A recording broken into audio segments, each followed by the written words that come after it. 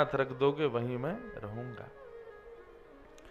भागवत में 2-3 जगह पर भक्तों के विषय में भगवान स्वयं कहते हैं कि मेरे भक्तों के लक्षण क्या है। कोई और कहे तो एक बार को ना भी सुने, स्वयं भगवान ही कह रहे हैं कि मेरे भक्त के लक्षण क्या है, तो सुनने चाहिए ना। तो आज हम उन्हीं भक्तों के लक्षणों पर थोड़ी चर्चा करते हैं। एक जगह तो कपिल देवहूति संवाद में माता देवहूति सामने बैठी है और भगवान कपिल से प्रश्न कर रहे हैं। तब माता कपिल ने भगवान से पूछा कि भगवान, आपकी आराधन करने वाले भक्तों के गुण बताइए, और फिर एक प्रश्न और किया कि उन गुणों में यह भी बताइए आपको कौन सा प्रिय है। तो भगवान ने 4 प्रकार के भक्त बताए हैं यहां पर, और इन 4 प्रकार के भक्तों को हम लोग सुने। फिर एकादश स्कंद में भगवान कृष्ण फिर 4 प्रकार के भक्त बताते हैं, उनके भी गुण सुनेंगे। हम में कौन से लक्षण हैं ये खोजिए। यहां पर ठाकुर जी कहते हैं, बहुत सुंदर बात, बहुत ध्यान से सुनना। मैया देवहूति माता सामने बैठी, मां 4 प्रकार के मेरे भक्त हैं, तामस, राजस, सात्विक और चौथा है निर्गुण। इन चारों के लक्षण सुनिए और मुझे कौन सा प्रिय है वह भी सुनिए। सबसे पहले ठाकुर जी तामस भक्त का विषय बताते हैं। मां, पहले भक्त का नाम है तामसी भक्त, और वो भक्त कैसा होता है, थोड़ी मद्दी रखो। तामस भक्त कैसा, अभिसंधाय यो हिंसाम दंभम मात्सर्यमेव वा सारंभी भिन्न भावम मयि कुर्यात् स तामस। मां,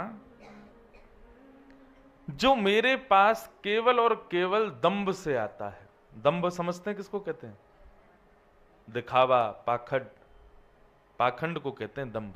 पाखंड मतलब विश्वनाथ मंदिर केवल इसलिए जा रहे हैं क्योंकि पड़ोसी भी गया है, क्योंकि रिश्तेदार भी गया है, तो उनको जाके हम दिखावें कि देखो हम भी आते हैं। केवल इस भावना से मेरा दर्शन करने आया कि 4 लोगों को पता चले कि मैं भी भक्त हूं, मैं भी मंदिर जाता हूं। दंभ भाव से आता है, 4 लोगों को केवल बताने के लिए और पूरे विश्व को दिखाने के लिए जाता है कि देखो मैं मंदिर जा रहा हूं। दंभ। और दूसरी बात, बोले मैया वो जब मुझे प्रणाम करता है ना, तो प्रणाम करके केवल और केवल दूसरे की शिकायत मुझसे करता है कि ठाकुर जी उस पर तो बड़ी कृपा कर रखी है आपने, हैं, उसका तो सब काम बड़े बढ़िया चल रहे हैं, उसका तो ऐसा, उसका तो ये, इसका तो ये। ऐसी स्थिति जिसकी है मैया, जो केवल दूसरे की शिकायतें लेकर के और दंभ के पाखंड के भाव से मेरे पास आता है, इसको मैं तामसी भक्त कहता हूं। अब देखो, महादेव का भक्त रावण भी था, पर रावण किस भाव से जाता था, रावण दर्शन करने थोड़ी जाता था, वो कैलाश पर जाता था। वो कैलाश पर जाके जब देखता लंबी लाइन लग रही है देवताओं की, चारों तरफ लोग खड़े हाथ जोड़कर ये दर्शन करने के लिए, जैसे ही अंदर घुसने लगा दूतों ने कहा लाइन में आओ। तो रावण बोला अच्छा हम लाइन में आएंगे क्या, तुम जानते नहीं हो हम कौन, दशानन। अब ये विचार कर लो, जो लोग मंदिर जाते हैं और लाइन में लगा दिए जाएं तो उनको बड़ी अपनी अवहेलना लगती है कि अरे तुम हमको पहचान ही नहीं। बस एक बात बोले, सबसे ज्यादा बिना लाइन के दर्शन मैं ही करता हूं, लेकिन एक बात बताऊं, मैं जानबूझ के नहीं करता। ऐसा नहीं है कि जानबूझ के कि भाई बिना लाइन के करें, कोई ना कोई व्यवस्था बनी ही जाती है, या तो मंदिर अधिकारी पहचान जाते हैं या कोई पहचान जाता है तो फिर मिल ही जाते हैं दर्शन हमको। लेकिन कोई नहीं पहचानता तो फिर लाइन से ही जाना पड़ता है उस समय। लेकिन ये भाव आता है कि यार ये अधिकारी हमको पहचान जाए तो ले जाए थोड़ा आगे, उस समय मन में आता है कि भाई ये यही लक्षण तो भगवान कहते हैं, ये तामसी भक्त का लक्षण है, जो केवल और केवल अपने यश कीर्ति और केवल अपने अभिमान में मेरे सामने आता है मां, और जो दूसरे की हिंसा की भावना से आता है। नाथ मुझ पे कृपा भले ही मत करो, लेकिन उस पे भी मत करो। आप उस पे क्यों कर रहे हो? मुझ पे नहीं कर रहे, कोई बात नहीं, उस पे क्यों कर रहे हो? फिर ऐसी भावना जो मेरे सामने रखता है, मैया वो भक्त तो है बेचारा, लेकिन तामसी है, मुझको बिल्कुल प्रिय नहीं है। रावण जब जाता था तो वो उसकी भावना ये नहीं होती मैं महादेव को देखूं, उसको ये होता सबको पता चले कि मैं आया हूं। इसीलिए वो ऐसी ऐसी ध्वनि निकालता था श्लोकों की। एक श्लोक हमने गाया, बड़ा प्रसिद्ध हुआ महादेव का, रावण रचित श्लोक था। रावण ऐसे श्लोक गाता था कि सामने खड़े लाइन वाले लोग भी उसको प्रणाम करने लग जाएं, पृथ्वी डामाडोल हो जाए, आकाश के बादल गर्जना करने लग जाएं। यस्यास्ते ड्राट ड्राट डुट डुट मम लम टम टम टम टम टम डमशम डमशम डुडमशम डुहि डुहि चकितम भूपके भूपनालम तैलम तैलम तुतैलम कुकु कुकु कुकु क्वांग क्वांग क्वांग क्वांग क्वांग ध्यायन्ते यस्य गान्ते वसति से सकलम पातुनो चंद्रचूड़। पार्वती जी आती, महादेव जल्दी चलो, महादेव ध्यान में बैठो। क्या हो गया? बोले कि बर्फीले पहाड़ गिर रहे हैं ऊपर से। बोले क्यों? बोले रावण आया है, श्लोक गा रहा है। शंकर जी कहते तुम मत आया करो, हम ही रोज आ जाया करेंगे लंका, वहीं दर्शन कर लिए, तुम यहां मत आया करो। गुरुदेव, ये तो बड़ी कृपा। महादेव ही जाते थे रोज रावण को दर्शन देने। काय बात का भक्त? ऐसी भक्ति किस काम की जहां तुम्हारे प्रियतम ही, तुम्हारे स्वामी ही कष्ट पा रहे हो? नहीं मैया, ये तामसी भक्त का लक्षण है, जो मेरे सामने आकर के भी अपने अहम भाव का त्याग नहीं करता, अपने अहम में रहता है कि मैं कुछ हूं। ये स्थिति तब भी उसके मन में रहती है। ऐसा व्यक्ति तामसी है और वो मुझे प्रिय नहीं। ठाकुर जी के सामने कई लोग आते हैं मेरे से मिलने, अब मैं तो एक साधारण बालक हूं, वो मुझसे मिलने आते तो हम तो बहुत सोच के आए थे, क्या बोलेंगे, भूल गए। ठाकुर जी के सामने जाके भूल जाओ। कल आपको मैं किस भाव से बताऊं, कल मैं नौका विहार से सीधा भागा विश्वनाथ, मैंने कि पता नहीं अब कब दर्शन हूं, अभी चलो। हम गए, मंदिर का पूरा प्रोटोकॉल पहचान गया कल हमको, मैंने कि जय हो। ले गए सब भीतर। अच्छा, विश्वनाथ दर्शन करने जाता हूं, कुछ ना कुछ मेरे साथ होता है। 7-8 लोग थे हम, पर हम 2 ही रह गए प्रोटोकॉल के पास, बाकी के 5-6 कहीं और चले गए। अब ये हमको ढूंढे, हम इनको ढूंढे। मैंने क्या हो गया? अब हम तो बिल्कुल मंदिर के पास पहुंच गए। इतने में ये लोग भी अंदर आने लगे। उसी समय शंकराचार्य जी आए हुए थे मंदिर में, वो पूजा आराधना कर रहे थे। ये पुलिस वालों से सीधे जाकर के बोले, अरे हम शंकराचार्य जी के साथ आए हैं। पुलिस वालों ने तुरंत दरवाजे खोले, जल्दी जाओ भीतर, लौटते समय हमारे लिए प्रसाद और ले आना। अब ये भीतर घुस रहे, इतने में हम आ गए। अरे मैंने कि रुको रुको रुको, मिल गए भैया, जल्दी आओ। अब ये बाहर आ, पुलिस वाले कहे आप तो शंकराचार्य जी के संग थे। बोले वो खड़े हमारे शंकराचार्य, मेरे को दिखा में। बोले जी। पर लेके गए तो भीतर दर्शन हो गए, महादेव के कपाट खोल के दर्शन करा दिए, पर संतोष नहीं हो रहा था मन को। वैसे तो देखो संतोष करना चाहिए, जैसे दर्शन हो जाए, पर हम में एक बात आ जाती है बार बार ब्रजवासी होने की। लाला कछु कृपा कर भैया, देख रहे तेरो मित्र है विश्वनाथ भगवान, या तो कह देने हमें पास बुला ले। हम दर्शन करके बाहर आने लगे, तब एक व्यक्ति आया, बोले महाराज जी आप आ जाओ। मैंने क्यों? बोले आप जाके महादेव को स्पर्श कर लो और थोड़ी देर उनके पास बैठ लो। मेरी सही में? बोले हाँ चलो। लेके गए, खोल के कपाट, धुलाई चल रही थी सप्तऋषि आरती के लिए, हमको जाके वहां बैठा दिया। बोले अब आप बैठ के खूब स्पर्श करो महादेव का, खूब। मैंने की जय हो, यही तो आनंद चाहिए, यही तो सुख चाहिए। खूब दर्शन किए। तो ठाकुर जी कह रहे हैं भैया तामसी भक्त कौन? जो दूसरे की हिंसा की भावना से मेरे पास आता है। मेरे सामने आकर के भी उसका अहम नष्ट नहीं होता। ठाकुर जी के सामने जाएं तो हम यह भी एक बार को भूल जाएं। कल मैं जो बात बता रहा था वो तो भूल ही गया। कल ठाकुर जी के सामने जब मैं गया तो यहां कथा में बोल के गया था कि महादेव के निज ठाकुर जी श्री राधा वल्लभ लाल हैं। कल महादेव के सामने मुख से यही निकल रहा था, जय जय राधा वल्लभ श्री हरिवंश, जय जय श्री वृंदावन श्री वनचंद। बाहर आके मैं खुद भूल गया कि मंदिर में यहाँ ओम नमः शिवाय बोलते हैं, लेकिन कथा में बोल के गया ना तो वही चीज लागू हुई। राधा वल्लभ लाल जी का जब नाम उच्चारण किया, महादेव ने स्पर्श कराया, अद्भुत आनंद हुआ। ठाकुर जी के सामने जाकर के तो यह भी भूल जाओ कि हम कौन हैं, इतनी भी स्मृति आपको ना रहे। वहां पर भी ये अहम भाव है, मेरी साड़ी खिंच रही है, मेरे कपड़ा खिंच रहे हैं, मेरे ये हो रहा है, मुझे घुटन हो रही ना। ठाकुर जी के सामने जाके तो बस शून्य हो जाओ, कोई और भाव नहीं।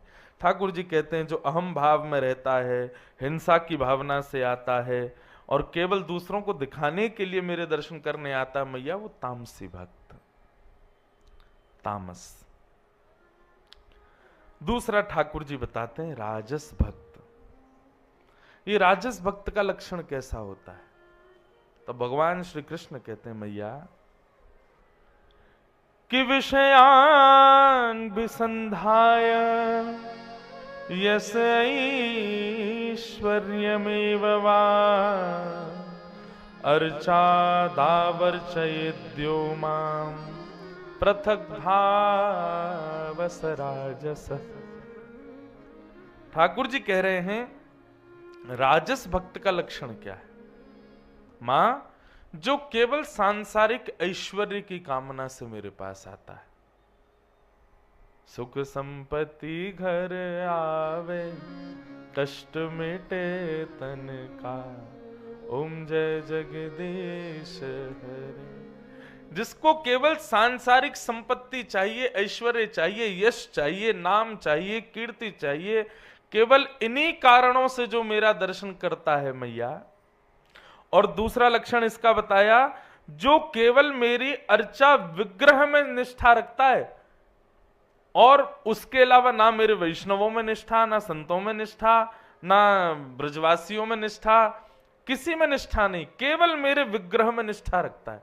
कई लोगों को मंदिर में देखा, विग्रह की तो खूब पूजा करेंगे, बाहर आके पंडित जी को गाली दे रहे हैं, बाहर आके ब्रजवासियों को सुना रहे हैं, बाहर आकर के संत महापुरुषों को ही सुना रहे हैं। आपकी भक्ति कभी स्वीकार नहीं होगी।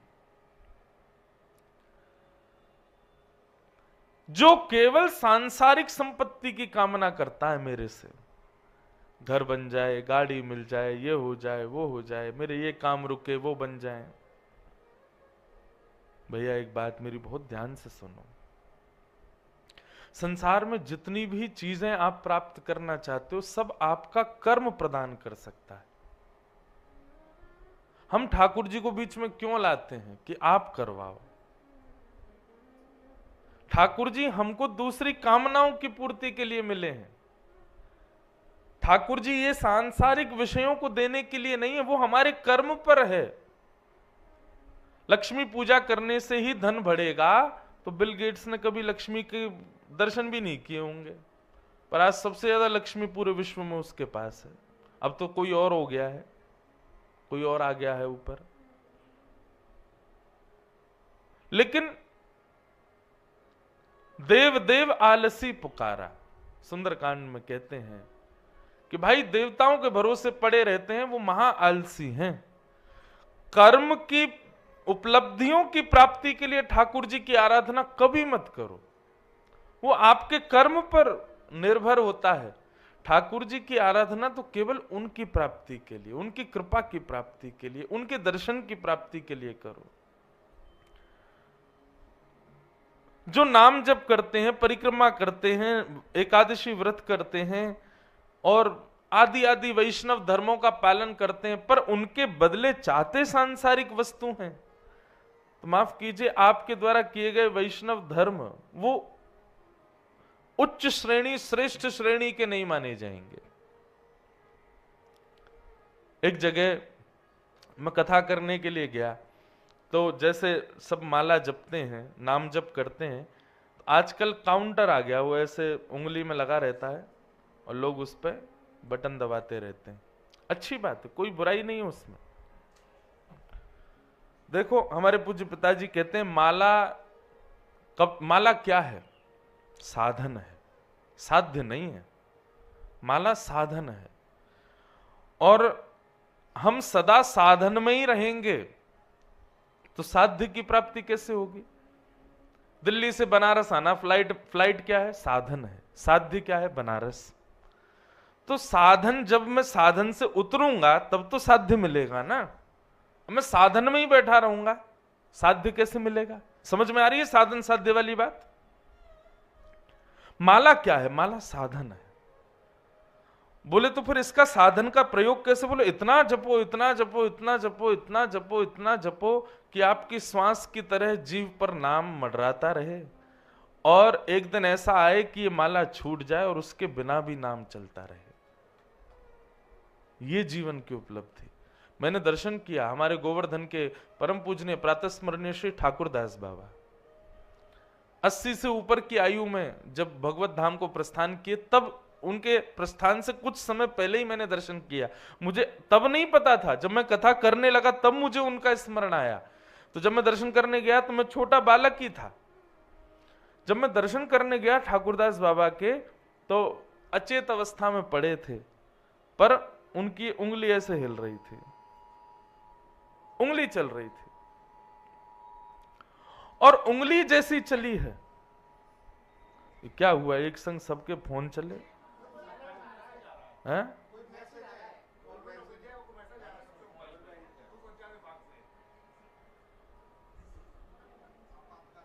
मैंने कि भाई एक संग सबके,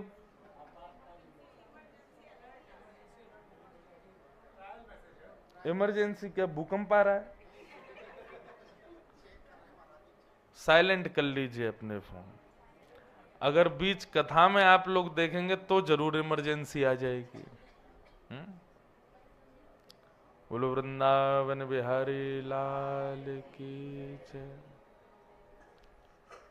तो हम क्या निवेदन कर रहे थे? मैं तो भूल और गया। साधन और साध्य। वाह भैया, तुम कथा सुनते हो हैं, तो बलैया ले तेरी। तो साधन और साध्य। तो ठाकुरदास बाबा का मैंने दर्शन किया।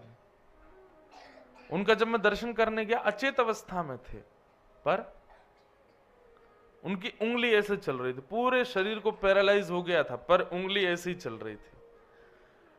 डॉक्टरों से सबने पूछा कि जब इनके पूरे पूरे अंग में पैरालाइज हो चुका है, ये पूर्ण रूपेण अचेत हो चुके हैं, तो ये उंगली क्यों चल रही है?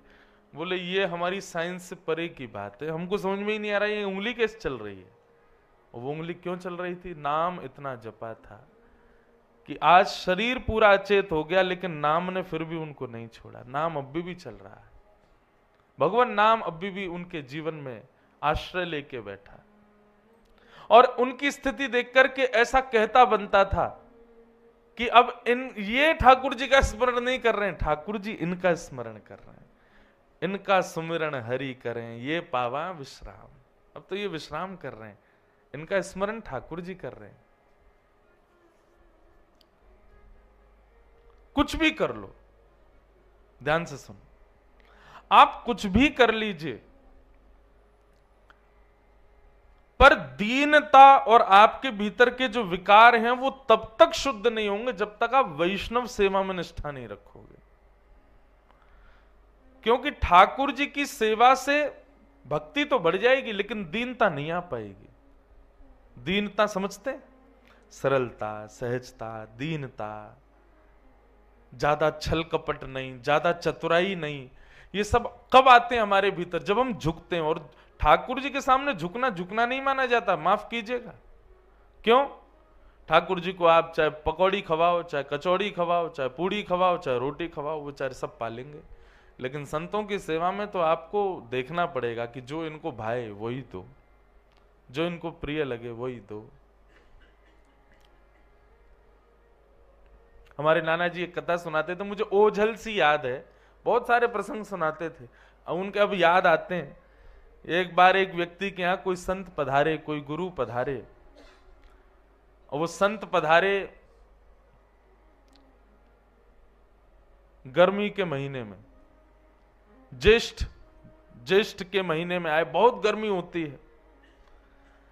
तो घर में पधारे तो उसने बढ़िया घड़े में ठंडा ठंडा पानी रखा गुरुजी के स्नान के लिए। पड़ोसी जो था उसको पैज रहती थी कि इससे बढ़िया मुझे करनी है सारे काम।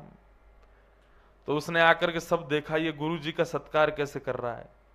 पुष्प बिछा रखे हैं, बढ़िया ठंडा घड़े में जल रखा हुआ है गुरुजी को नवाने के लिए।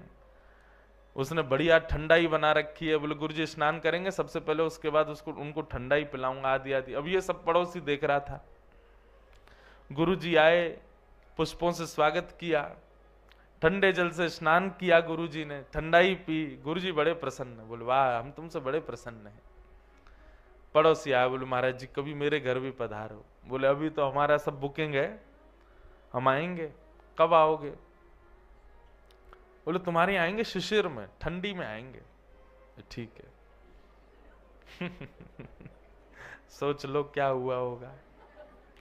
गुरुजी के लिए ठंडे घड़े में जल भर के रखे, गुरुजी आएंगे इसी से स्नान करेंगे। और फिर गुरुजी के लिए बढ़िया उसने ठंडाई बना के रखी है, गुरुजी को यही पिलाएंगे। गुरुजी घर में आए, आकर के जैसे स्नान करने के लिए गए, गुरुजी बोले ये तो बड़ा ठंडा जल। अरे गुरुजी नहीं, आप उसके यहाँ भी नहाए थे, मेरे यहाँ नहाना पड़ेगा। गुरुजी बोले नहीं नहीं इससे नहीं नहाएंगे। नहीं, उस पर ज्यादा कृपा कर रहे हो, मैं सब समझ रहा हूँ आपकी बात। उसके यहाँ नहा लिए, मेरे यहाँ नहीं नहाओगे। कैसे नहीं नहाओगे? गाड़ी उठा के उसने ही नहा दिया। गुरुजी बेचारे कप कप आ गए। बोले लो अब ठंडाई पियो। बोले अरे एक चाय पिला भैया, गर्म दूध पिला, मर जाएंगे हम, ठंड लग रही। नहीं आप उस पर ज्यादा कृपा, उसके यहाँ तो आप लस्सी पी रहे थे, हमारे यहाँ चाय मांग रहे हो। नहीं पीनी तो पड़ेगी। हुआ क्या, गुरुजी को निमोनिया हो गया।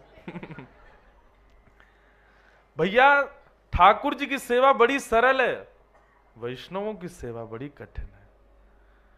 ये हृदय में दीनता आना, सहजता आना और सरल भाव आना, ये तो वैष्णव सेवा से ही आता है, ठाकुर जी की सेवा से नहीं आता है। आपको पता है गजेंद्र मोक्ष की कथा जो आती है ना, ये गजेंद्र जो था ये अपने पूर्व जन्म में ठाकुर जी की खूब सेवा करता था, पर वैष्णव सेवा नहीं करता था। हुआ क्या, एक दिन ठाकुर जी की आराधना कर रहा था और तभी कोई संत आ गए। संत आए, उसको पता चल गया कि कोई संत आए हैं, लेकिन फिर भी ठाकुर जी की सेवा ही करता रहा। एक बार भी एक क्षण के लिए ये नहीं बोला कि महाराज जी विराजो, मैं अभी आ रहा हूं, 10 मिनट का समय दो, आप विराजो, आसन लगाओ, किसी से कहता जल आदि पिलाओ, मैं अभी आ रहा हूं। उसको पता था कि संत आए, लेकिन फिर भी अब इनकी और सेवा करूं, मैं अपनी सेवा में व्यस्त हूं। ठाकुर जी कोई करने लगा, उनको देखा भी नहीं। केवल इस बात का उसको अपराध लगा कि अगले जन्म में वो गजेंद्र बना, हाथी बना।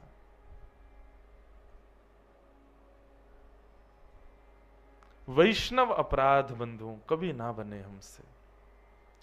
इसलिए ठाकुर जी की सेवा एक दिन को थोड़ी सी पहले से कम हो जाए चलेगा, लेकिन कोई वैष्णव हो। वैष्णव किसको कहते हैं? वैष्णव का मतलब क्या होता है? वैष्णव मतलब अपने रूप से, अपने स्वभाव से, अपने गुण से, अपनी वाणी से किसी भी रूप में ठाकुर जी से संबंध रखता है, वो वैष्णव है। आप एक दूसरे के सब वैष्णव हो। माफ कीजिए, अभी तक आप में से एक दूसरे के घर आप जाते हो तो ऐसे मिलते हो जैसे सखा आदि, लेकिन एक क्षण के लिए ऐसे मिलो जैसे कोई वैष्णव आया है, प्रणाम करो। तिलक है, गले में कंठी माला है, हृदय में नाम है ठाकुर जी का, चिंतन में भगवत कथा है, वैष्णव है, उसका वैष्णव रीति से स्वागत करो। वैष्णव तो वैष्णव सेवा ही हमको सिखाती है। ठाकुर जी की सेवा से ज्यादा कुछ सीखने को नहीं मिलता है। ठाकुर जी की सेवा तो कोई भी कर लेता है। डलिया में लिए घूम रहे ठाकुर जियों को सेवा तो उनकी भी हो रही है, लेकिन नहीं, ठाकुर जी की सेवा आसान है, वैष्णव सेवा कठिन है। वो करना प्रारंभ करो। तो भगवान कहते हैं ये राजस भक्त जो है केवल मेरी मूर्ति में निष्ठा रखता है, इसके अलावा मेरी किसी भाव में निष्ठा नहीं रखता, ये भी मुझे प्रिय नहीं है मैया। आप श्रृंगार कैसा करते हो, 56 भोग कितना धराते हो, ठीक है, अच्छा है, करना चाहिए, पर उसके संग संग वैष्णव सेवा का भाव भी आपके हृदय में, संत सेवा का भाव भी आपके हृदय में होना चाहिए। संत पधारे, वैष्णव पधारे, उस समय यह भी विचार मत करो कि पृथ्वी पर धूल पड़ी है, प्रणाम करो।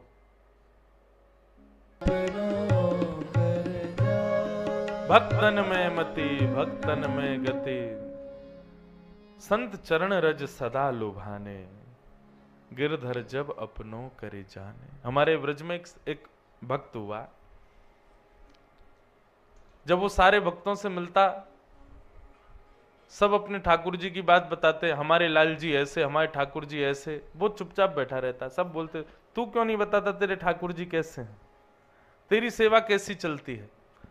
बोले बस बढ़िया चलती है, मेरे को बताने का मन नहीं है। बोले अरे देख, हम सबके घर पे उत्सव भी होते हैं, तू कभी उत्सव भी नहीं करता, बताया तो कर तेरे ठाकुर जी कैसे हैं। बोले नहीं, मैं अपने ठाकुर जी का दर्शन किसी को नहीं कराता। बोले क्यों नहीं कराता। बोले कोई मेरे ठाकुर जी को देख के ये नहीं बोले ये कैसे ठाकुर जी, इसलिए मैं नहीं कराता। अब तो सबको और ज्यादा लगे कि इसके ठाकुर जी देखो ऐसे कैसे ठाकुर जी हैं भैया, जिनको देख के सब यूं बोल जाते हैं ये कैसे ठाकुर जी। एक भक्त पीछे पड़ गया, बोले कि नहीं मैं तो तेरे लाल जी का दर्शन करूंगा। बोले तुम बोल दोगे ये कैसे ठाकुर जी। बोले कि मैं बिल्कुल नहीं बोलूंगा, सौगंध खा के कह रहा हूं, बिल्कुल नहीं बोलूंगा। तो चलो, लेके गया कुटिया में। तो जैसे कुटिया में लेके गया तो एक सिंहासन पर एक छोटा सा मटका रखा था, और मटके के ऊपर चंदन लगा, रोरी लगी, माला लगी, सब बढ़िया सजा धजा के वो मटका रखा था। बोले कहाँ है ठाकुर जी। बोले जे बैठे। मटके को दिखाया, बोले ये रहे। तो ना चाहते हुए उसके मुख से निकल ही गया ये कैसे ठाकुर जी, मटका वारे ठाकुर जी। बोलते इससे कही थी ना मत बोलना है ऐसे। बोले अरे भैया यार गलती हो गई, लेकिन बता तो सही ये कैसे ठाकुर जी हैं। मटका। बोले मटका नहीं है, हमारे वृंदावन में जितने भी संत आते हैं ना, और जब वो चल के चले जाते हैं तो उनकी रज में इकट्ठी करके इसमें भर लेता हूं, और उन्हीं संतों की चरण रज को मैं नित्य अपने श्यामा श्याम के रूप में देख करके, बोले इसमें कुछ कण सफेद हैं वो श्री किशोरी जी हैं, कुछ कण श्याम हैं वही श्याम सुंदर हैं। मैं रोज इन्हीं की अर्चना करता हूं, और इसी से रज निकाल के माथे से, गले से, मुख में लेके, और इसी के सामने बैठ के सेवा करता हूं। ऐसी संत सेवा बंधुओं, वैष्णव संत वृंद, भक्त वृंद, विप्र वृंद, ब्रजवासी वृंद, इन सब में अवगुण देखना ये एक प्रकार से हमारी भक्ति का लेश है। हमारी भक्ति उसी दिन से कम होने लग जाएगी जिस दिन आप उनमें अवगुण देखो। ठीक है, किसी से हर तरीके के लोग हैं भाई। रावण भी जब आया था सीता जी का हरण करने, संत ही बन के आया। तो आजकल कलयुग में बड़ा खतरनाक है, संत वेश में रावण भी घूमते हैं, परंतु हम इतने विवेकी तो बन सकते हैं कि हमारी दृष्टि पता कर लेगी कौन वास्तविक है कि कौन असाधारण है। सत्संग क्या करता है, बिनु सत्संग विवेक न होई, राम कृपा बिन सुलभ न सोई। यही विवेक देता है सत्संग, कि हमारी दृष्टि पड़े और देखते ही हम समझ जाएं कि ये वास्तविक है। परंतु एक बात और बताएं, सत्संग इतना विवेक भी देता है कि यदि कोई पाखंडी बन के केवल संत घूम रहा है तो उसके प्रति भी हीन भाव ना आवे, उसकी भी भेष का सम्मान हो। क्या जानकी जी को नहीं पता था कि ये रावण है? खूब स्पष्ट उनको, वो जानकी हैं, राम वल्लभा हैं, उनको सब पता है, लेकिन केवल भेष के कारण सीता जी ने हरण करने दिया। रावण की ताकत कर ले ना, केवल भेष सीता जी ने उसका सम्मान किया कि संत भेष में आया है। ऐसी बंधुओं, भेष का, स्वरूप का और वास्तविक संतों का, इन सबका बोध सत्संग ही कराता, वही विवेक है। और यही विवेक राम जी की कृपा के बिना नहीं मिलता। इसलिए आपको प्राप्त हो रहा है तो निश्चित है ठाकुर जी की कृपा है। संत वैष्णवों को देखो और उनको प्रणाम करो। तो भगवान कह रहे हैं कि राजस भक्त जो होता है ये केवल मेरी मूर्ति में निष्ठा रखता है, मेरे वैष्णव संत वृंद भक्तों में कोई इसकी निष्ठा नहीं है। आप मूर्तियों की बात कर रहे हैं, संत महात्माओं की बात कर रहे हैं। एक बार श्रीमद् वल्लभाचार्य जी महाराज श्री जी बाबा की सेवा करके जैसे ही निवृत्त हुए तो अपने कक्ष में बैठे थे, 4 लोग रोते रोते उनके पास आए और रोते हुए कहने लगे हमको सेवा से दूर मत करो, हमको सेवा से विमुख मत करो। वल्लभाचार्य जी बोले कौन हो भैया, रो क्यों रहे हो, क्या सेवा करते हो तुम? नहीं हम बस आप हमको सेवा से दूर मत करो, ऐसा कहकर के वे अंतर ध्यान हो गए। श्रीमद् वल्लभाचार्य जी महाराज ने 4 दिन तक भोजन नहीं किया। सबने आकर के प्रणाम करके निवेदन किया, बोले भगवान आप प्रसाद ग्रहण नहीं कर रहे, कारण क्या है? तब उन्होंने बताया 4 दिन पहले 4 लोग आके रो रहे थे मेरे आगे, हमको सेवा से दूर मत करो। सबने पूछा कौन थे वो? बोले कि मुझे चिंतन में फिर बाद में समझ आया कि श्री जी बाबा की रसोई बनती है ना, तो उसमें चावल धोए जा रहे थे और धोते समय जब चावल का मांड अलग किया गया, पानी अलग किया गया, उसमें 4 दाने चावल के भी नाली में चले गए और वे चारों रोते रोते मेरे सामने आए कि हमको सेवा से दूर मत करो। हम भोग लगी वस्तु को ऐसी छोड़ देते हैं। अरे भैया ये अन्न के कण भी, जड़ चेतन हर वस्तु ठाकुर जी की सेवा में प्रस्तुत होती है। वह भी अपने जगन्नाथपुरी में जब 15 दिन के लिए महाप्रभु जी का दर्शन नहीं होता ज्येष्ठ पूर्णिमा के बाद, उसके बाद वहां घर घर के लोग घर में भात बनाते हैं और भात बना के जहां से श्री मंदिर दिखाई दे वहां पत्तल पर, केला के पत्ते पर चावल भात रख के और भात को ही जगन्नाथ जी का रूप मान के उनके प्रणाम को, महाप्रसादे गोविंद, ये साक्षात गोविंद है। सोचो यहां पर ठाकुर जी के सन्मुख पधराने वाली सब्जी दाल चावल तक को वैष्णव माना जाता है। ऐसी वैष्णव सेवा रीति है। लेकिन ठाकुर जी कहते हैं जो केवल मेरी मूर्ति से मतलब रखता है और किसी भाव से कोई उसको मतलब नहीं है, ऐसे को मैं राजस भक्त कहता हूं, ये भी मुझे प्रिय नहीं। और उसके बाद आता है सात्विक भक्त, तीसरा भक्त। तो पहला तामसी, राजस, सात्विक। सात्विक भक्त का लक्षण क्या है? कर्म निर्हार मुद्दिश्य परस्मिन् वा तदर्पणम यज्ञेद्यष्टव्यमिता वा पृथक भाव सात्विक। कर्म निर्हार मुद्दिश्य परस्मिन् वा तदर्पणम। भगवान कह रहे हैं जो प्रत्येक क्रिया कर्म करने के बाद में श्रेय मुझको देता है, कोई उपलब्धि उसने प्राप्त की, संसार के लोग तो आके उसको बधाइयां दे रहे थे, भैया तुमने इतनी बड़ी उपलब्धि प्राप्त की, परंतु वो नेत्र बंद करके मेरा स्मरण करे, बोले ठाकुर जी सब आपकी कृपा है, हमने कुछ नहीं किया, सब नाथ की कृपा है, हमारे वश में कुछ भी नहीं है।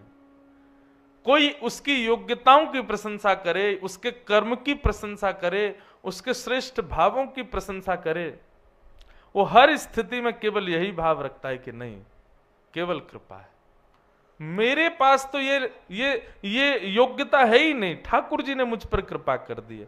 तद अर्पणम, अपनी प्रत्येक क्रिया का अर्पण मेरे चरणों में कर दे।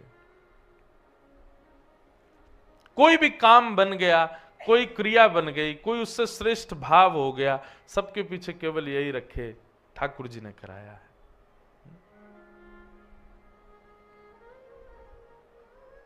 कृपा की ना होती जो आदत तुम्हारी, तो सूनी ही रहती अदालत तुम्हारी। जो दीनों के दिल में जगह तुम ना पाते, तो किस दिल में होती हिफाजत तुम्हारी। कृपा की ना होती जो आदत तुम्हारी। ठाकुर जी बड़े कृपालु। उनकी कृपा से ही हम सब क्रिया कर रहे हैं। मैं अपनी कथा करने के बाद में ये विचार करूं, मैंने कथा सुनाई और मेरी कथा से इनको इतना आनंद आया, मेरी बुद्धि से बड़ी मूर्खता कोई नहीं होगी कि मैं अपने ऊपर विचार करूं, मैंने कथा सुनाई ना। ठाकुर जी ही हृदय में विराजमान हो के वाणी से सुलंक शिष्ट भगवान वचाम से में, भागवत में लिखा है कि वक्ता के मुख से ठाकुर जी ही बुलवाते। और एक और बात, आप सोचो कि आज की कथा तो मैंने बड़े भाव से सुनी, मेरे अंदर एक एक शब्द आ गया। आप नहीं सुन रहे थे, श्री जी ही आपके हृदय में बैठ करके एक एक भाव को आपको सुनवा रही थी। वो चाहती थी कि आप सुनो और सुन करके जीवन में लागू करो। हमारा सुनना, सुनाना, चलना फिरना, हर कर्म के पीछे ठाकुर जी की कृपा है। ऐसा भाव जो रखता है मैया, वो सात्विक भक्त है। भगवान मैया बोली आपको वो प्रिय है? ठाकुर जी बोले हाँ प्रिय तो है, पर अति प्रिय नहीं है। जैसे कई लोग हमको अच्छे लगते हैं, लेकिन कई लोग ऐसे होते हैं जिसको बगैर हम एक पल रह नहीं सकते, वो अति प्रिय कहलाता है। भगवान बोले अति प्रिय ये भी नहीं है, हाँ अच्छा लगता है, कभी कभी मिल जाए तो मुझे बहुत बढ़िया लगता है, सुख मिलता है, ऐसे व्यक्ति को देख के मुझे अच्छा लगता है, पर ऐसा नहीं है कि मंदिर में आए और मैं उसको हृदय से लगा लूं। वो तो चौथे प्रकार के भक्त हैं।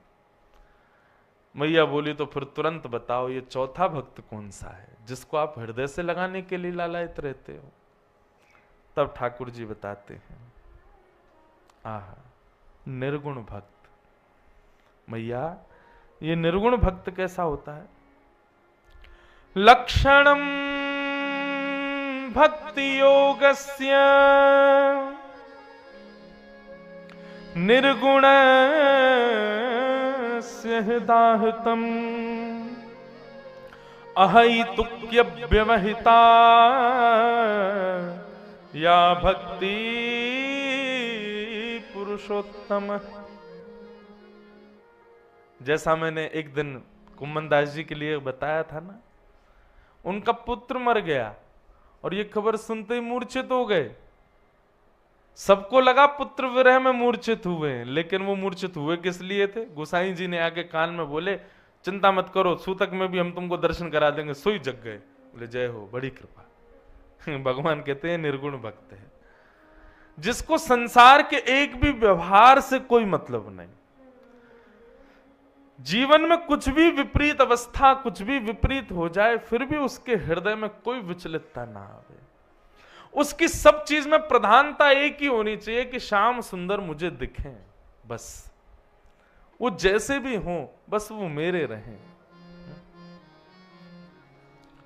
उनके बगैर मैं एक क्षण भी रह नहीं सकता। ऐसी विचारधारा जिसकी बन जाए। अभी भरतपुर के भी यहां वैष्णव बैठे हैं। भरतपुर में कथा थी तो वहां हमने एक कथा सुनाई थी। एक भगवान के भक्त हुए, मदन मोहन जी के ही भक्त थे, काले खां। काले खां के विषय में कथा, इतनी सुंदर कथा काले खां की। एक विजातीय व्यक्ति, लेकिन केवल धन कमाने की भावना से मंदिर में झाड़ू लगाने जाते थे काले खां। और मंदिर में झाड़ू लगाते लगाते स्थिति ऐसी हो गई कि अब ठाकुर जी के दर्शन के बगैर एक क्षण भी रह नहीं सकते। अब तो दिन रात वहीं जाते। एक दिन काले खां की पत्नी बोली, अपने खुदा को छोड़ करके तुम दूसरे के भगवानों को पूजने जाते हो, इसीलिए तुम्हारे घर में कोई संतान नहीं है। मेरी तुम्हारी इतनी आयु हो गई, हमारे कोई बालक नहीं है। क्यों? क्योंकि खुदा को तुमने कभी कहा ही नहीं कि बालक दो। उसके पीछे पड़े रहते हो, दूसरों का देवता है, वो तुम्हारी क्यों सुनेगा? काले खां ठाकुर जी के पास गए, बोले नाथ भगवान, मुझे पुत्र की कामना नहीं है। बहुत सुंदर बात है, काले खां का चरित्र बहुत सुंदर है। मुझे पुत्र की कामना नहीं है, पर मैं चाहता हूं ये पत्नी की रोज की चिकचिक बंद हो। ये आपको दोष देती है और मेरी और आपकी भक्ति को दोष देती है, इससे मुझे बड़ी परेशानी होती है ठाकुर जी। उसका मुख बंद करने के लिए एक संतान दे दो। देखो संतान किस भाव से मांगी है कि नाथ मुझे संतान की कामना नहीं, पर मेरी पत्नी का मुख बंद हो, वो बोलना बंद करे, आपकी मेरी भक्ति में दोष देखना बंद करे। वो रोज कहती है आप खुदा से मांगो, इनसे मत। अरे आप ही मेरे खुदा हो, आप ही मेरे सर्वस्व हो, मैं आपके बगैर किसी के पास नहीं जाऊंगा, मुझे नहीं चाहिए। मैं फिर कह रहा हूं मेरी पत्नी का मुख बंद हो, वो कभी आपके ऊपर उंगली ना उठाए, इसलिए एक संतान दो। ठाकुर जी बंधुओं सब जानते हैं कि कोई चालाकी कर रहा है कि वास्तविकता है। वास्तविकता थी काले खां की, और ठाकुर जी ने काले खां को एक संतान प्रदान कर दी। घर तो नाच रहा था कि घर में संतान हुई, काले खां नाच रहे थे कि अब पत्नी का भगवान से कुछ नहीं बोलेगी। काले खां तो नाच रहे थे बड़े आनंद से। पत्नी बोली इतना नाच रहे हो, बेटे का मुख देखा? बोले देख लूंगा, उसमें क्या जाता है। बोले तो पर नाच क्यों रहे हो? तू नहीं समझेगी, तुमने बेटा तो अभी तक देखा नहीं, फिर भी नाच रहे हो। काले खां तो इसलिए नाच रहे थे ना कि कुछ बोले ना। 8 साल का हो गया बालक। लेकिन बंधुओं भक्त के जीवन में सब बढ़िया बढ़िया चले, ठाकुर जी को उसमें मजा नहीं आता। नमक मिर्च डालते रहते हैं बीच बीच में, ऐसा कुछ करते जरूर हैं जिससे न तड़का लगे, छींक आवे। जैसे घर में मिर्च का तड़का लगता है, सब छींकते डोलते हैं घर के लोग हैं। ऐसे हमारे ठाकुर जी हैं। अगर सब इजी इजी चल रहा है ना भक्त के जीवन में, तो इनको मजे नहीं आते, ये फिर मिर्च का तड़का मारते हैं उसमें, और फिर महाराज छींकता डोलता वो दर दर। काले खां के साथ वही हुआ। एक दिन काले खां मंदिर में खड़ा था, 8 साल का इनका बालक हो गया। यमुना जी के तट पर बालक खेल रहा था, और खेलते हुए उस बालक को एक काले सर्प ने डस दिया। और काले सर्प ने जैसे ही डसा महाराज, बालक दौड़े दौड़े काले खां के घर आ गए। काले खां की पत्नी को आकर के बताया। जैसी पत्नी को पता चला, पत्नी दौड़ करके बालक के पास गई, फिर बालक को अचेत अवस्था में देख काले खां के पास गई। काले खां मंदिर में मदन मोहन जी के राजभोग दर्शन कर रहे थे। राजभोग दर्शन करते हुए पत्नी पहुंच गई। पत्नी ने आकर के कहा जल्दी चलो, तुम्हारे बेटे को काले सर्प ने डस दिया है, उसको अभी किसी ओझा के पास ले जाना पड़ेगा, अभी उसका झाड़ा लगवाना पड़ेगा, उसका विष चढ़ जाएगा, हमारा पुत्र मर जाएगा। लेकिन काले खां तो सामने खड़े मदन मोहन जी को देख रहे थे। पीछे से पत्नी जब बोलने लगी तो काले खां के नेत्रों से आंसू निकले, लेकिन आंसू इसी शिकायत में निकले, तभी मैं कहूं इतना बढ़िया बढ़िया क्यों चल रहा है सब। लाल जी मिल गया चैन आपको, ये क्या कर दिया आपने। उनको ये चिंता नहीं थी कि पुत्र को सर्प डस गया, उनको ये चिंता थी कि अब पता नहीं कितने दिनों के लिए मैं ठाकुर जी के दर्शन से फिर दूर हो जाऊंगा, और कहीं मेरे पुत्र के यदि प्राण निकल गए तो मेरा मंदिर मेरी पत्नी छुड़वा देगी, वो यहां तो मुझे बिल्कुल ही नहीं आने देगी। खूब रोए मदन मोहन जी को देख के। पत्नी बुरा भला सुनाने लगी, अरे पूरे दिन इसी के सामने खड़े रहते हो, अरे जल्दी चलो तुम्हारे पुत्र के प्राण निकल जाएंगे। काले खां जी दौड़े, अपने पुत्र को जाकर के देखा, अचेत अवस्था में पड़ा था। पत्नी ने कहा था किसी ओझा के पास ले चलो या किसी ओझा को ले आओ, लेकिन काले खां किसी को लेकर के नहीं आए। किसी वैद्य ने वहीं खड़े हुए उनके पुत्र को देखा और बता दिया, बोले कि इसके तो प्राण निकल गए, अब ये जीवित नहीं है। पत्नी क्रोधित हो गई और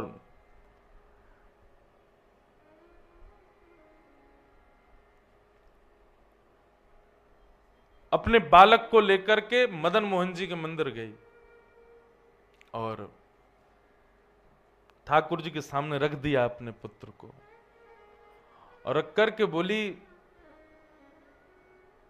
तुम बहुत कहते थे ना कि इन्होंने ही दिया है तुम्हारे पुत्र को, इन्होंने दिया है तो यही जीवित कर दें इसको। तब काले खां ने कुछ पंक्तियां गाई और उन पंक्तियों को गाते हुए कहा, नाथ, अंतिम पंक्ति उसकी बड़ी सुंदर है, हिंदुओं के नाथ हो तुम मेरा कोई दावा नहीं, पर हो जगत के नाथ तो मेरी सुध लीजिए। हे नाथ, यदि आप केवल हिंदुओं के ठाकुर जी हो तो कोई बात नहीं, पुत्र मर गया सब सहूंगा, आपका दर छोड़ दूंगा। लेकिन मैंने तो लोगों को आपको जगन्नाथ बोलते हुए सुना है, जगतनाथ बोलते हुए सुना है। हिंदुओं के नाथ हो तो मेरा कोई दावा नहीं, पर हो जगत के नाथ तो मेरी सुध लीजिए। मेरे पुत्र को जीवित इसलिए मत करो कि मेरा पुत्र है, इसलिए कर दो कि कहीं मेरा आपके दर पर आना बंद ना हो जाए। और ऐसा कहते ही काले खां के सामने अचेत अवस्था में मुख से झाग निकल रहा था, पुत्र के विष लग गया था। जैसे ही ये बात कही, इतने में ही पुत्र उठ करके बैठ गया। वो पुत्र के बैठते ही सब लोग वहां पर जय जयकार करने लगे। पुत्र खड़ा होते ही अपने पिता के पास गया, पिताजी पिताजी। काले खां ने बोला, हाँ कहो। बोले कि वो कहाँ चला गया? बोले कौन?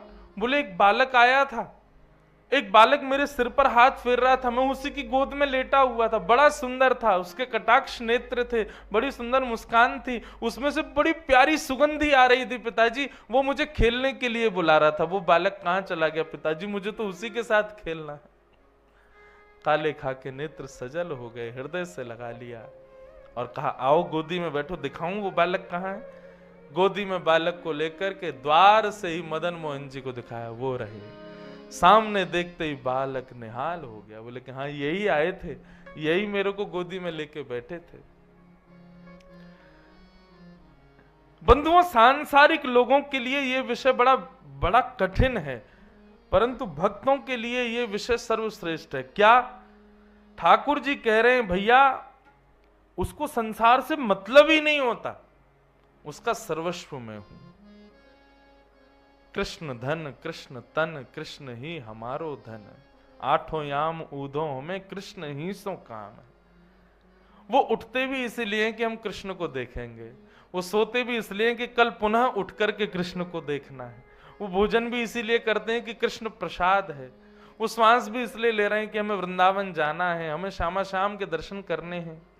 अपनी प्रत्येक इंद्रिय को केवल मेरे लिए ही रखते हैं, इसके अलावा मेरे से अतिरिक्त उनकी और कोई इच्छा नहीं, कामना नहीं होती।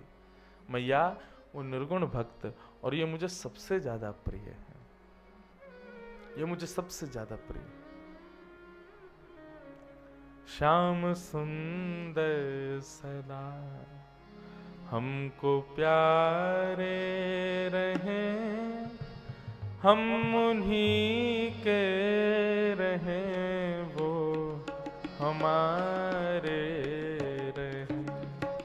श्याम सुंदर सदा हमको प्यारे रहें, हम उन्हीं के रहें, वो हमारे रहें। हो राधारमण सदा हमको प्यारे रहें, हम उन्हीं के रहें, वो हमारे रहें। राधा गाओ भाव से बंधुओं, आज विश्राम है इस उत्सव का, जितनी याचना करनी आज कर लो।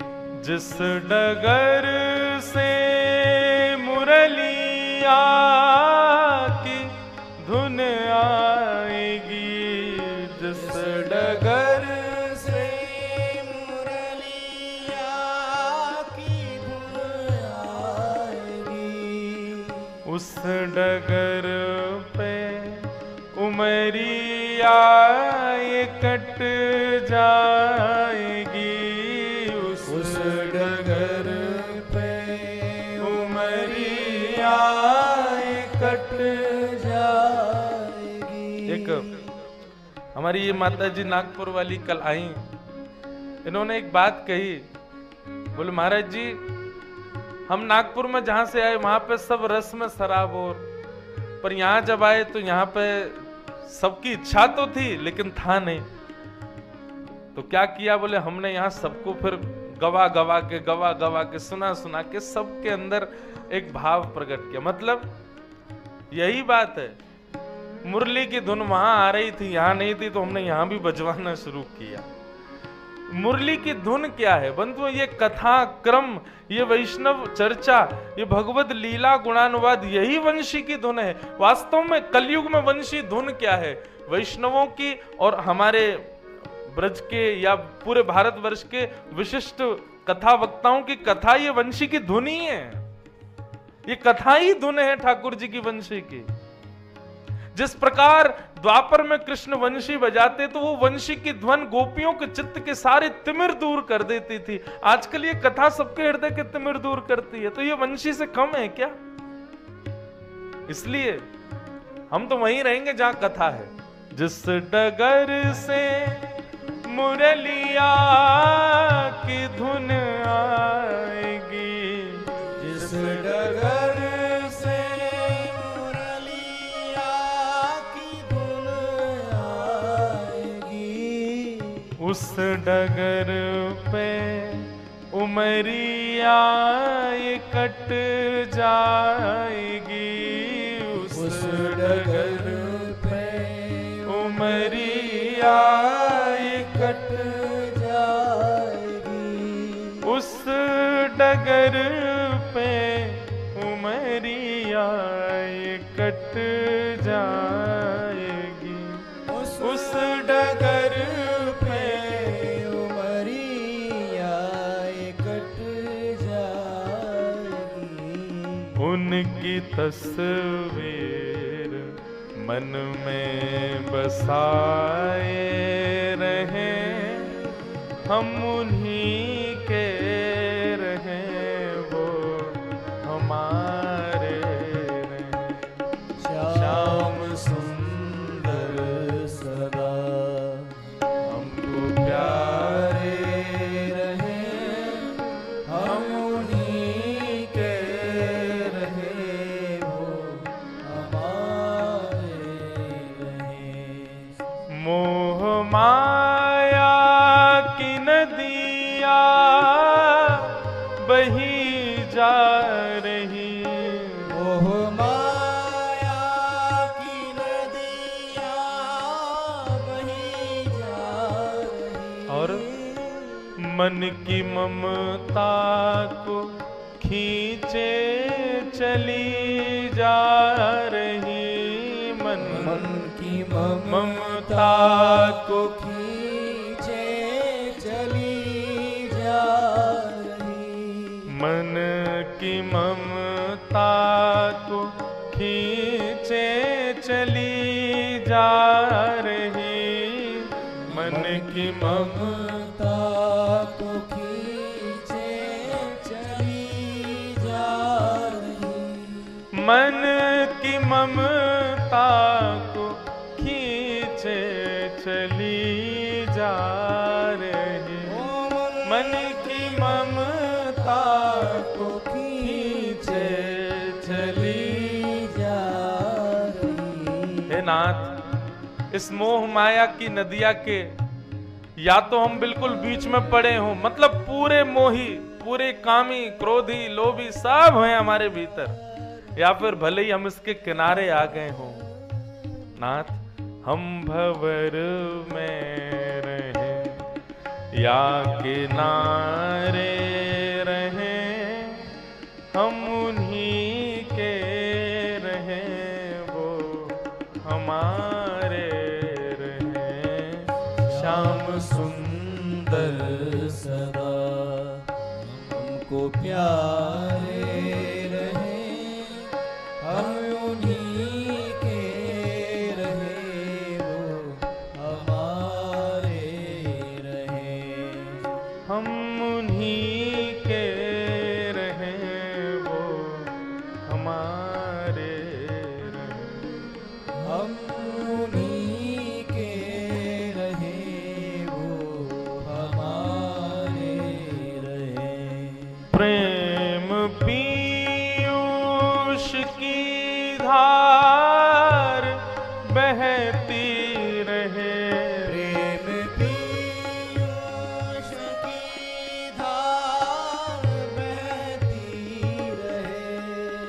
नित्य घन श्याम रसनाय कहती रहे, नित्य घन श्याम रसनाय कहती रहे, नित्य घन श्याम रसनाय कहती रहे, नित्य घन श्याम रसनाय कहती रहे, हे नित्य घन श्याम रसनाय कहती रहे, नित्य घन श्याम रसनाय कहती रहे, अपने तन मन को मोहन पे वारे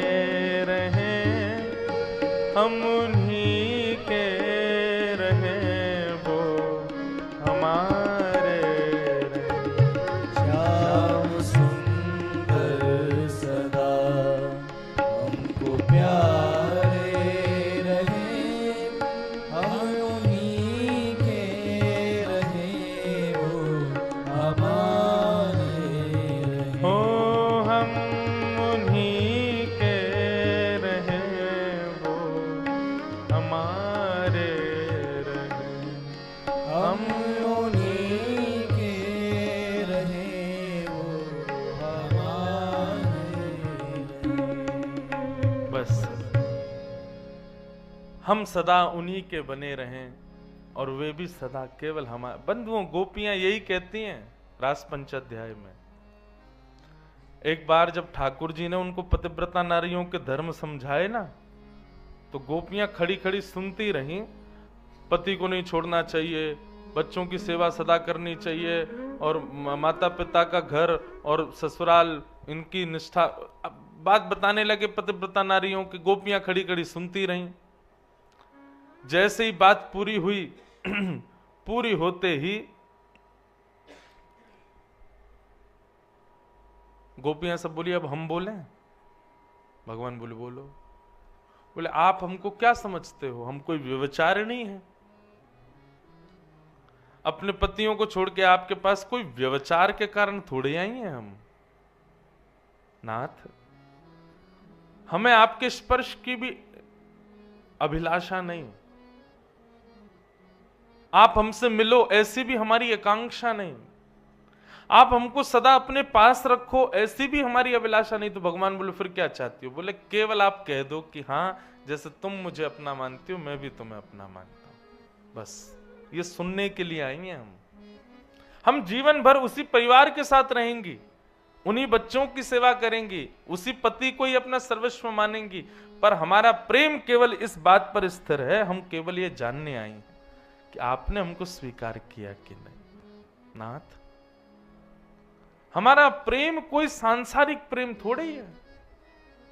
हम बस आपसे ये दो शब्द सुनना चाहती हैं। जैसे हम कहती हैं आप हमारे, ऐसे आप भी कह दो, तू भी मेरी, तू भी मेरा।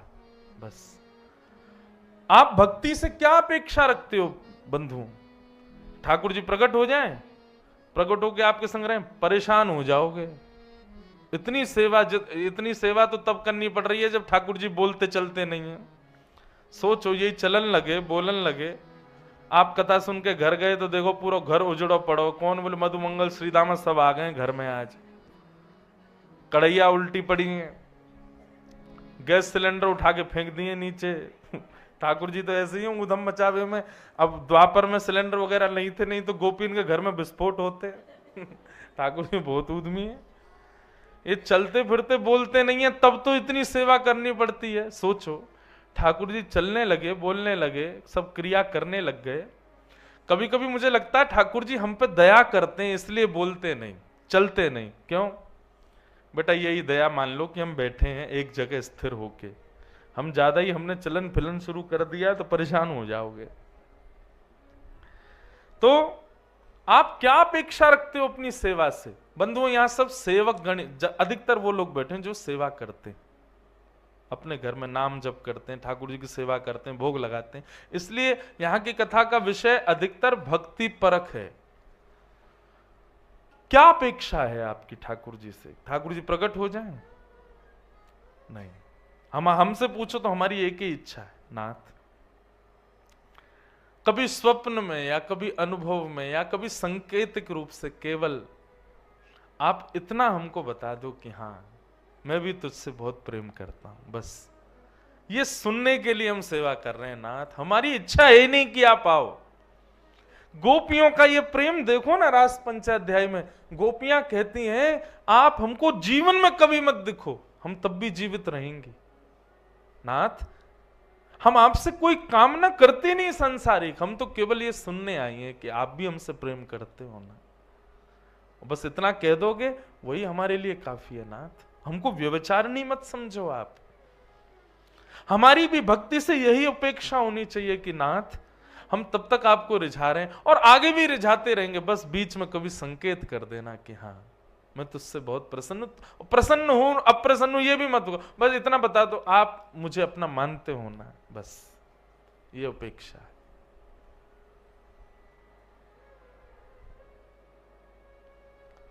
आखिरी आश यही जीवन की पूर्ण करना प्यारे, क्या एक बार हृदय से लगा लो ओ मेरे प्रियतम, तुम हमारे थे, तुम हमारे हो, तुम हमारे ही रहोगे ओ मेरे प्रीतम। बस एक ही इच्छा है बस। तो इस प्रकार भगवान कहते हैं मैया लक्षणम भक्ति योगस्य, भक्ति योग के सारे लक्षण जिसके अंदर हैं। और जो अहेतुकी भक्ति करता है मेरी, अहेतुकी भक्ति किसको कहते हैं बंधुओं? चाहे कितनी विषम परिस्थिति आ जाए फिर भी ठाकुर जी का जो प्रेम विश्वास हृदय में है वो डगमगाए ना। बंधुओं विषम स्थिति आती हमारा सबसे पहले विश्वास खत्म होता है ठाकुर जी से। जो हम चाहते हैं वो ना हो, ऐसी स्थिति होते ही सबसे पहले विश्वास खत्म होता है और विश्वास खत्म होते ही हमारी भक्ति नष्ट। ठाकुर जी कहते हैं भाई अहेतुकी भक्त कैसा होता है, चाहे कुछ हो जाए जीवन में उसके बाद भी कभी मेरी भक्ति उसके हृदय से जाए ना, ऐसा अहेतुकी भक्त मुझे प्रिय है। हम शिकायतों में लगे रहते हैं आपने ये नहीं किया, ठाकुर जी ऐसा क्यों कर रहे हो, ये नहीं कर रहे। पर वैष्णव का स्वभाव कैसा बंधुओं कि अगर विपरीत स्थिति भी जीवन में आई है ना तो उसको भी किसी ना किसी रूप से भगवत कृपा समझे। जैसे सूरदास नेत्र नहीं थे, सूरदास जी को सब लोग जाके कहते तुम 24 घंटे ठाकुर जी का भजन करते हो, ठाकुर जी ने तो तुम्हारे साथ कितनी निष्ठुरता की, आंख तक नहीं दी तुमको। बताओ ठाकुर जी कितने निर्दयी बन गए तुम्हारे लिए, दुनिया को देखने के लिए आंख दी तुमको, आंखें नहीं दी और फिर भी तुम उस भगवान का इतना भजन करते हो। सूरदास मुस्कुराए, बोले अरे लाला तू अभी ठाकुर जी के रूप को समझा नहीं। बोले कैसे, क्या रूप है? बोले रूप ऐसा है भैया, हम किसी को वस्तु देते हैं, क्यों देते हैं? जैसे मां बाहर बाजार जा रही है तो बाजार जाते समय दो पुत्र हैं, एक बड़ा एक छोटा, दोनों में से किसको घर की चाबी देके जाएगी? बड़े पुत्र को। क्यों? जिम्मेवार है। छोटे पुत्र को चाबी भी नहीं देगी और कहो तो अपने संगे ही ले जाए गोद में, क्यों? बालक है, अभी अबोध है। बोले हम जिम्मेवारी किसको देते हैं? जो बुद्धिमान हो उसको देते हैं, लेकिन जो गैर जिम्मेवार है, जो ज्यादा बुद्धिमान नहीं, अबोध बालक है, मैया उसको गोद में लिए फिर घूमती रहती है। बोले अभी छोटा बालक है, कुछ भी खा जाएगा, कहीं भी गिर जाएगा।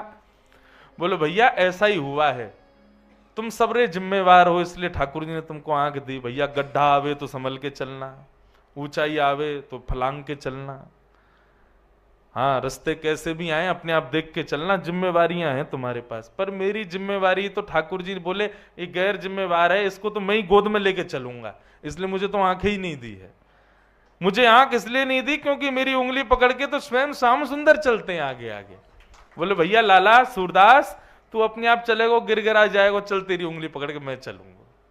इसलिए ठाकुर जी ने नेत्र नहीं दिए। तुमको नेत्र दिए मतलब तुम्हारी जिम्मेवारी तुम्हारे हाथ, गड्ढे में गिरे तो गलती तुम्हारी मानी जाएगी। पर मेरे को नेत्र नहीं दिए ठाकुर जी ने, क्यों? बोले अरे तो मैं रास्ता बताऊंगा, तू मेरी उंगली पकड़ के चल। वाह! ऐसी बंधुओं जीवन की हर स्थिति हर परिस्थिति, वैष्णव का स्वभाव है वो उसमें भगवत कृपा ही समझता है। आज अभी इस कथा के बाद ही चिंतन कीजिए, हमारे साथ क्या गलत हुआ, ये गलत हुआ, ये अनुचित हुआ। अब उसको आप कृपा में परिवर्तित करो, ये कृपा थी ठाकुर जी की, ऐसा विचार करो हृदय में, और देखना फिर आप वो कृपा ही लगेगी। उसके बाद उस भाव का जब चिंतन करोगे तब नेत्रों में सजल आंसू आ जाएंगे कि ये कृपा है ठाकुर जी की। अहेतुकी भक्ति, किसी भी प्रकार के क्रम से, किसी भी प्रकार की विपरीत अवस्था से उसका हृदय कभी विचलित ना होता हो, ये मेरे भक्त का लक्षण। मैया ऐसे निर्गुण भक्त मुझे बहुत प्रिय है। क्यों? बोले कि ऐसे निर्गुण भक्त जो सदा सर्वदा अपनी बुद्धि, मन, स्थिति सब में मुझको बिठा के रखते हैं, मेरी भी मन बुद्धि स्थिति में फिर वही रहते हैं। उनकी सब क्रिया फिर मैं निश्चित करता हूं, सुनिश्चित करता हूं कैसे क्या होनी चाहिए। एक भक्त का आज स्मरण करा रही थी सुबह, अभी आ रही है स्मृति उसी की। गोवर्धन में एक झाड़ू लगाता था एक बालक। उस बालक को मंदिर प्रवेश का अधिकार नहीं था। बंधुओं एक बात बताएं, ये हमारे मंदिरों में गैर लोगों का प्रवेश आदि बीच में बंद क्यों रहा? कई मंदिरों में आज भी बंद है, क्योंकि लोग जाते भक्त बन के और मंदिरों में जाकर के फिर कुछ अनुचित कृत्य करते थे। इसलिए बीच के कुछ कालों में, क्योंकि मुगल जब आ गए थे ना भारत में, तो ये क्या करते थे, अपने सैनिकों को ब्राह्मण बना के भेजते थे मंदिर में, त्रिपुंड लगा के चोटी वोटी रखवा करके तब भेजते थे।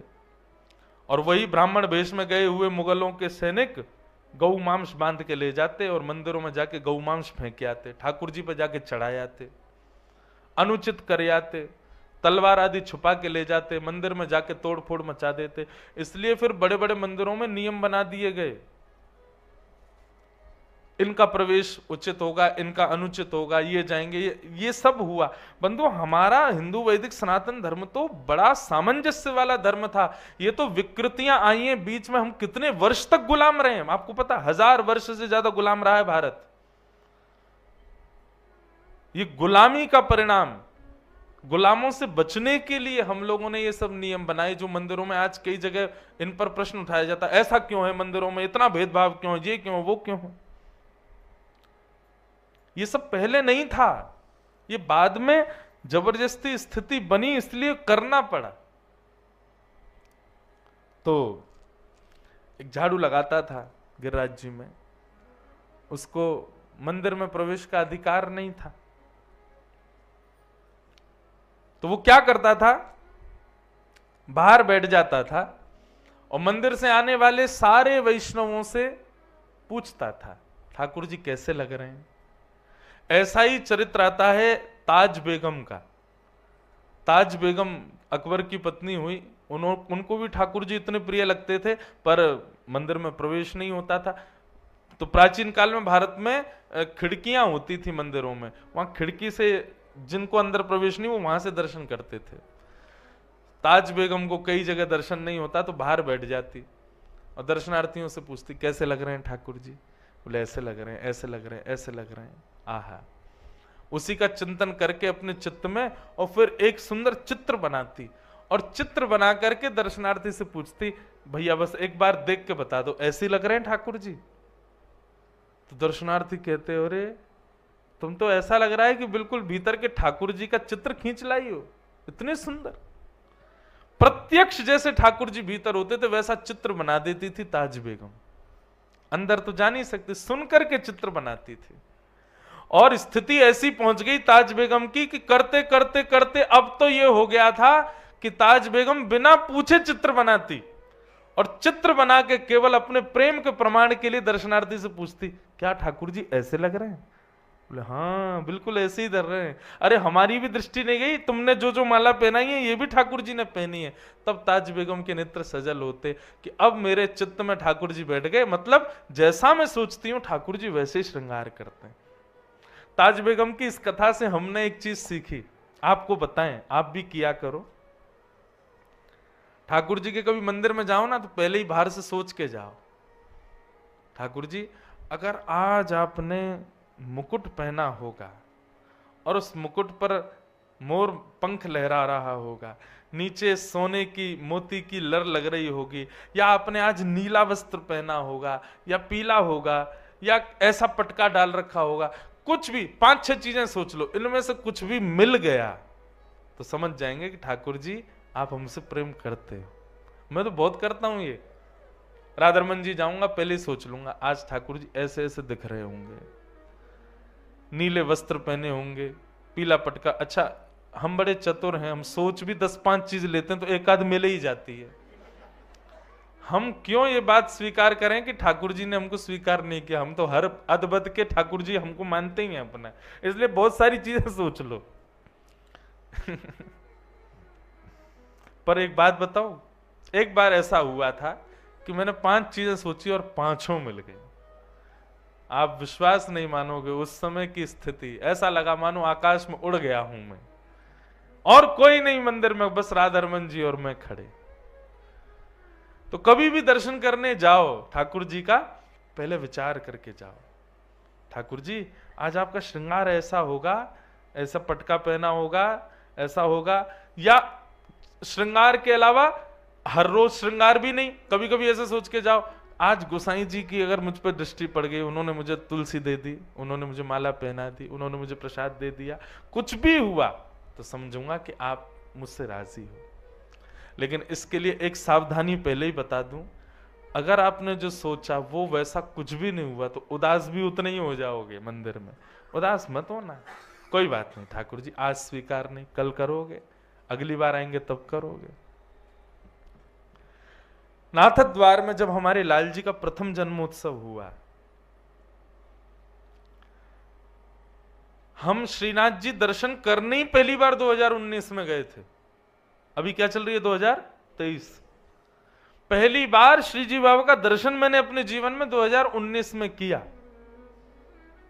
और प्रथम दर्शन करने के लिए जब गया तो लाल जी के सामने जब मैं खड़ा हुआ तो वहां बाहर वैष्णव थे, वो सब मुझे को बोले ये वही वाले भैया हैं जिन्होंने गोवर्धनवास सांवरे गाया है। मुझे नहीं पता था ये पद वैष्णवों को इतना प्रिय है, मैं तो बस नाना जी की आज्ञा थी तो मैंने गा दिया। लेकिन नाना जी एक बात बोल के गए, बोले कृष्णदास जी ने जब ये पद गाया, चतुर्भुज दास जी ने, तो ठाकुर जी ने उनको आज्ञा की कि इस पद का नित्य गान करने वाले को मैं निश्चित प्राप्त हो जाऊंगा। अब वो बात नाना जी की हमने सुन ली थी, लेकिन उसका कोई ऐसा भाव नहीं था। पहली बार नाथ द्वार दर्शन करने गए, उसके पीछे भी कारण ये था, हमारी सबसे छोटी बहन का ब्याह हुआ पुष्टि मार्गीय परिवार में, और वहां नियम है कि विवाह होते ही दंपति नाथ द्वार प्रणाम करने जाते हैं। तो वे प्रणाम करने जा रही थी, उनका मुझ पर फोन आया, बोले तुम कहाँ हो? मैंने कहा मैं अहमदाबाद हूँ। बोले वहां से आ जाओ, 4 घंटे लगेंगे। मैंने कहा ठीक है, हम कभी गए भी नहीं, नाथ द्वार चलते हैं। प्रथम नाथ द्वारा दर्शन करने गया और सब बाहर से कह रहे थे, बोले भीतर वो पद जरूर सुनाना भैया गोवर्धनवास सांवरे। मैंने कहा सुना दूंगा। जैसे ही मैं ठाकुर जी के श्री जी बाबा के सामने गया, मुझे लगा ही नहीं कोई प्रतिमा है, ऐसा लगा कोई ग्वारिया बालक खड़ा है सामने। और उस समय पद की 2 पंक्तियां गाई ठाकुर जी के आगे, और पंक्ति गाने के पश्चात बस मन में ये भाव आया, लाल जी आप ब्रज से दूर क्यों आ गए? वृंदावन से नाथ द्वार पहुंचने में 10 घंटे लगते हैं, इतने दूर बैठे। मैंने कहा अरे ब्रजवासी से ऐसो कहा बैर इतनी दूर आके बैठ गए हो? लाल जी हम ब्रजवासी खूब सेवा करेंगे, चलो वापिस हमारे संग। ये भाव अपने आप मन में प्रथम दर्शन में आया, और उसी का परिणाम बाहर आए तो एक वैष्णव ने कहा महाराज जी आपका एक तोहफा हमारे पास है। मैंने लाओ दो, और वो हमको गिरधर लाल जी दे गए। बोले लो ये अब आपके संग सदा विराजेंगे। मैंने कि मुझ पर श्रृंगार का सौ भी नहीं आता। बोले ये सब करा लेंगे, आप ले जाओ बस, आज तक विराज रहे हैं। मैंने तो कृपा का प्रत्यक्ष अनुभव किया कि उस पद का ही परिणाम गोवर्धनवासी सांवरे पद का, कि ठाकुर जी पधार गए। मुझसे कई लोग कहते हैं महाराज जी हमें आपके जैसे ठाकुर जी चाहिए। मैंने कि बेटा ये तो आवत प्रेम के मोल रे। मैंने कि बेटा पहले प्रेम करो। मैंने कि यूं मत पूछा करो कितने के लाए कहां से लाए, तुम प्रेम करने लगो ये खुद आ जाएंगे तुम्हारे पास। और मैंने कहा ये जो पद है ना गोवर्धनवासी सांवरे, इसका नित्य गान करो। बस भोग लगाते समय, शयन कराते समय, श्रृंगार करते समय मत गाओ, क्योंकि इससे ठाकुर जी को विरह होता है, ठाकुर जी को याद आती ब्रजवासियों की। तो श्रृंगार हो जाए, भोग लग जाए, उसके बाद ठाकुर जी खाली बैठे तब ये पद सुनाओ। ठाकुर जी शयन कर रहे हैं और आपने पद गा दिया, रात भर बेचारे रोमेंगे, सुर सुर करेंगे नाक से ब्रजवासी की याद में। इसलिए ये पद तब सुनाना जब ठाकुर जी अवकाश में बैठे हो, खाली हो, कोई लीला नहीं कर रहे हो। लेकिन ये पद बंधुओं रोज सुनाओ अपने ठाकुर जी को। हम आपको विश्वास से कह रहे हैं, हमारे पास तो लाल जी पधार गए, आपके पास प्रत्यक्ष लाल जी आ जाएंगे, ठाकुर जी अपने आप आ जाएंगे। भक्ति क्या है बंधुओं? चिंबक है, और चिंबक में जितनी ज्यादा पावर बढ़ाते जाओगे नाम जप और अपने साधना से, उतनी जल्दी ये चिंबक का आकर्षण करने वाले ये जो लाल जी हैं, ये दूसरी चिंबक हैं, ये आपकी चिंबक से आके ऐसे चिपकेंगे कि छूटाए ना छूटेंगे, फिर तो लिपट ही जाएंगे, एक ही रह जाएंगे फिर। तो मैं क्या बता रहा था, नाथ द्वार में मैंने पहला उत्सव किया ठाकुर जी का, तो उसमें मैं ठाकुर जी का श्रृंगार करता था, और श्रृंगार करके 9 बजे आके मंच पे बैठ जाता था। दर्शन नहीं कर पाता, दर्शन करने जाता था मैं शाम को उत्थापन के, तो पूरे दिन उत्सव रहता था। लेकिन एक वैष्णव बालक को सेवा दे रखी थी कि तुम हमारी तरफ से दर्शन करके आया करो। राजभोग में लाल जी का जो दिन का उत्सव होता है ना, वो राजभोग में धारण करते हैं। तो प्रथम दिन वो दर्शन करके आया, आकर के बताया, बोले महाराज, मैंने कि कैसे आज श्री जी बाबा कैसे लग रहे? बोले आज ठाकुर जी ने नीलो पिछोड़ा पहनो है, ऐसे पीछे अपने ऐसे धारण कियो है, इतनी सारी माला पहनी है, ऐसा चौकटा है, और ठाकुर जी आज कांच की हटरी में बैठे हैं। और संभवतः उस दिन हमारे लाल जी भी नीले पिछोड़ा में, कांच की हटरी में, वैसो ही श्रृंगार, वैसो ही मुकुट। मैं कही यार, ये मैंने कही कि तू श्रीजी बाबा के दर्शन करके आई है, तू हमारे लाल जी के क्यों करके आए हो? बोले मैं लाल जी के नहीं, मैं श्रीजी बाबा के ही करके आया हूं। मैंने कहा हैं, ये कैसे होगा? मैं तो सुबह अपने लाल जी को ऐसे बनाया हो, और शाम को जब मैं उत्थापन में जाता तो प्रत्यक्ष प्रमाण हो जाता कि लाल जी वैसे ही बैठे जैसे हमारे लाल जी। मैंने कि चलो आज प्रथम दिन ठाकुर जी ने एक जैसा श्रृंगार किया, बिना पता, मुझे पता नहीं था, फिर भी ठाकुर जी का एक से श्रृंगार। तो मैंने कि चलो लाल जी प्रसन्न है इस उत्सव से। अगले दिन हमने ठाकुर जी को लाल पिछोड़ा धराया, और अगले दिन मोतियों की हटरी में हमारे लाल जी बैठे। मैं दर्शन कथा करने आ गया। कथा करने के बाद में वो बालक फिर मिला। मैंने कहा हाँ भाई, आज ठाकुर जी कैसे लग रहे हैं? बोले आज श्री जी बाबा ने लाल पिछोड़ा पहनो है और मोती की हटरी में विराज रहे हैं। मेरे हाथ पांव कांपे। मैंने कि भाई तू यार तू सही बता। बोले सही बता रहा हूं महाराज जी। और शाम को फिर उत्थापन में मैं दर्शन करने गया तो वैसे ही ठाकुर जी। मैंने कहा ये कुछ तो बात है। अगले दिन मैं सोच के बैठा, मैंने कि आज मैं ऐसा श्रृंगार करूंगा जो श्री जी बाबा धारण इन दिनों में करते ही नहीं है, तब पता चलेगी। और हमने अपने ठाकुर जी को सेहरा बांध दिया, दुल्हा बना दिया अपने लाल जी। मैंने कि अब ये जनवरी के समय अब काय को सेहरा पहनेंगे ठाकुर जी। और उस दिन ठाकुर जी नीली हटरी में विराजमान हुए। अब मेरे कथा में कम मन लगे, मुझे यूं लगे कब कथा पूरी हो मैं उससे पूछूं कि आज ठाकुर जी कैसे दिख रहे हैं। कथा पूरी करके जैसे ही मैंने पूछी, मैंने की भैया एकांत में ले जाके मैं जल्दी बता, बाहर लोग खड़े प्रणाम करो। मैंने तुम खड़े रहो, तू बता पहले ठाकुर जी कैसे लग रहे हैं। बोले आज श्री जी बाबा ने सेहरा पहना है। जैसे ही उसने ये बात कही, मैं सत्य बताऊं नेत्रों से अविरल अश्रुधार, नीली हटरी में ठाकुर जी विराज रहे। अभी भी सोच रहा हूं, मेरे रोंगटे खड़े हो रहे हैं, नेत्र सजल हो रहे हैं। कैसे कृपालु नाथ।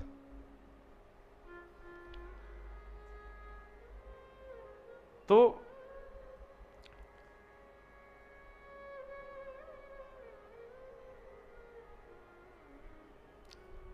ये रीति थी ताज बेगम, उसको अंदर प्रवेश नहीं था मंदिर में, तो बाहर से अपने हृदय का चित्र बनाती थी और पूछती थी दर्शनार्थियों से, ऐसे ठाकुर जी दिख रहे हों तो मैं मानूं कि ठाकुर जी मेरे चित्त में। और जब दर्शनार्थी आके बताता, बोले ऐसे ही दिख रहे हैं ठाकुर जी, नाचने लगती ताज बेगम।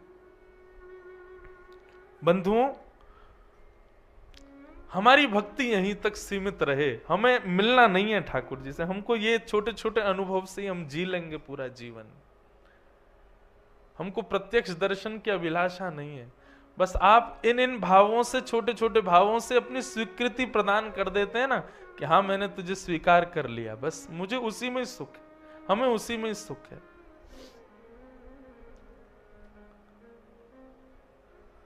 तो झाड़ू लगाने वाला एक वैष्णव गोवर्धन में झाड़ू लगाता, दर्शन नहीं कर पाता था। दर्शनार्थी ऊपर से आते, उनसे पूछता था, आज पगड़ी कैसी, आज माला कैसी, आज श्रृंगार कैसा।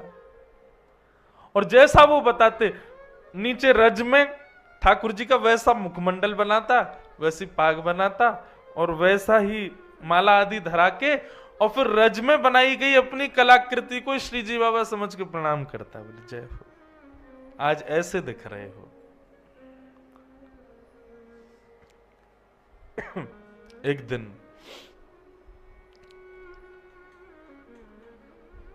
ठाकुर जी के हृदय में उससे मिलन की कामना उत्पन्न हुई, और जैसे ही उससे मिलन की कामना उत्पन्न हुई, तो राजभोग के बाद जब सब दर्शन करके चले गए,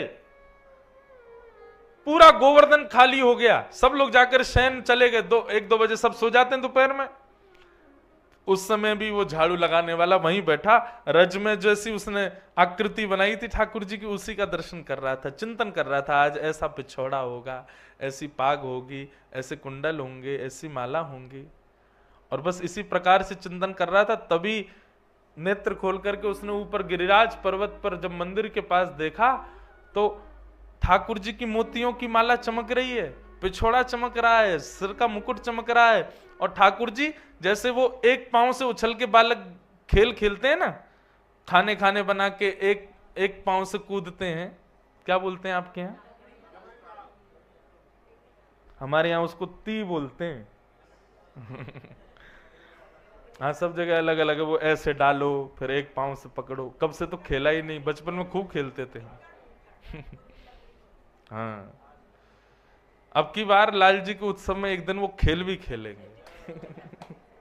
हम लाल जी के उत्सव में सब करवाएंगे, लाल जी खूब प्रसन्न रहे। तो ऐसे श्रीनाथ जी अपनी एक टांग पे उछल रहे थे गिरिराज पर्वत पे, एक पांव पे उछल रहे, एक पांव ऊपर कर रखा, और पांव पकड़ के यूं करे, अरे कोई अयो भैया मेरे कांटों लग गए हो, मुझ को बहुत पीड़ा है रही है, जल्दी आओ। अब वो नीचे बैठा वो बालक, वो देखे ये कौन है, अरे ये तो मुकुट धारण किए हैं, ऐसी सुंदर बेनी गूथी भैया, इतनी सारी माला, पिछोड़ा, अरे ये तो ठाकुर जी जैसा श्रृंगार है, ये कौन है। दूर गिरिराज पर्वत पे ठाकुर जी कूद रहे हैं। ठाकुर जी ने उसको देखा, उसको सारे क्यों, बैठो बैठो, देख कार हो, जल्दी ऊपर आ, देख मेरे कांटों लग गो या को निकार। वो घबरावे, इधर उधर देखे, कोई देख तो नहीं रहा है, वो कोई नहीं है। ऊपर ज्यों ज्यों समीप जावे ठाकुर जी की, ज्यों ज्यों कमल नैन ठाकुर जी, सुंदर थोड़ी को चुबुक चमक रहे हो है, माथे को रोरी को चंदन चमक रहे हो है, ऐसी सुंदर ठाकुर जी की छटा देख करके जैसे जैसे सिड्डी पे ऊपर चढ़े, त्यों त्यों मूर्छा आती उसको। वो मूर्छित होता, फिर संभालता, फिर चढ़ता, फिर मूर्छित होता, फिर संभालता, फिर चढ़ता।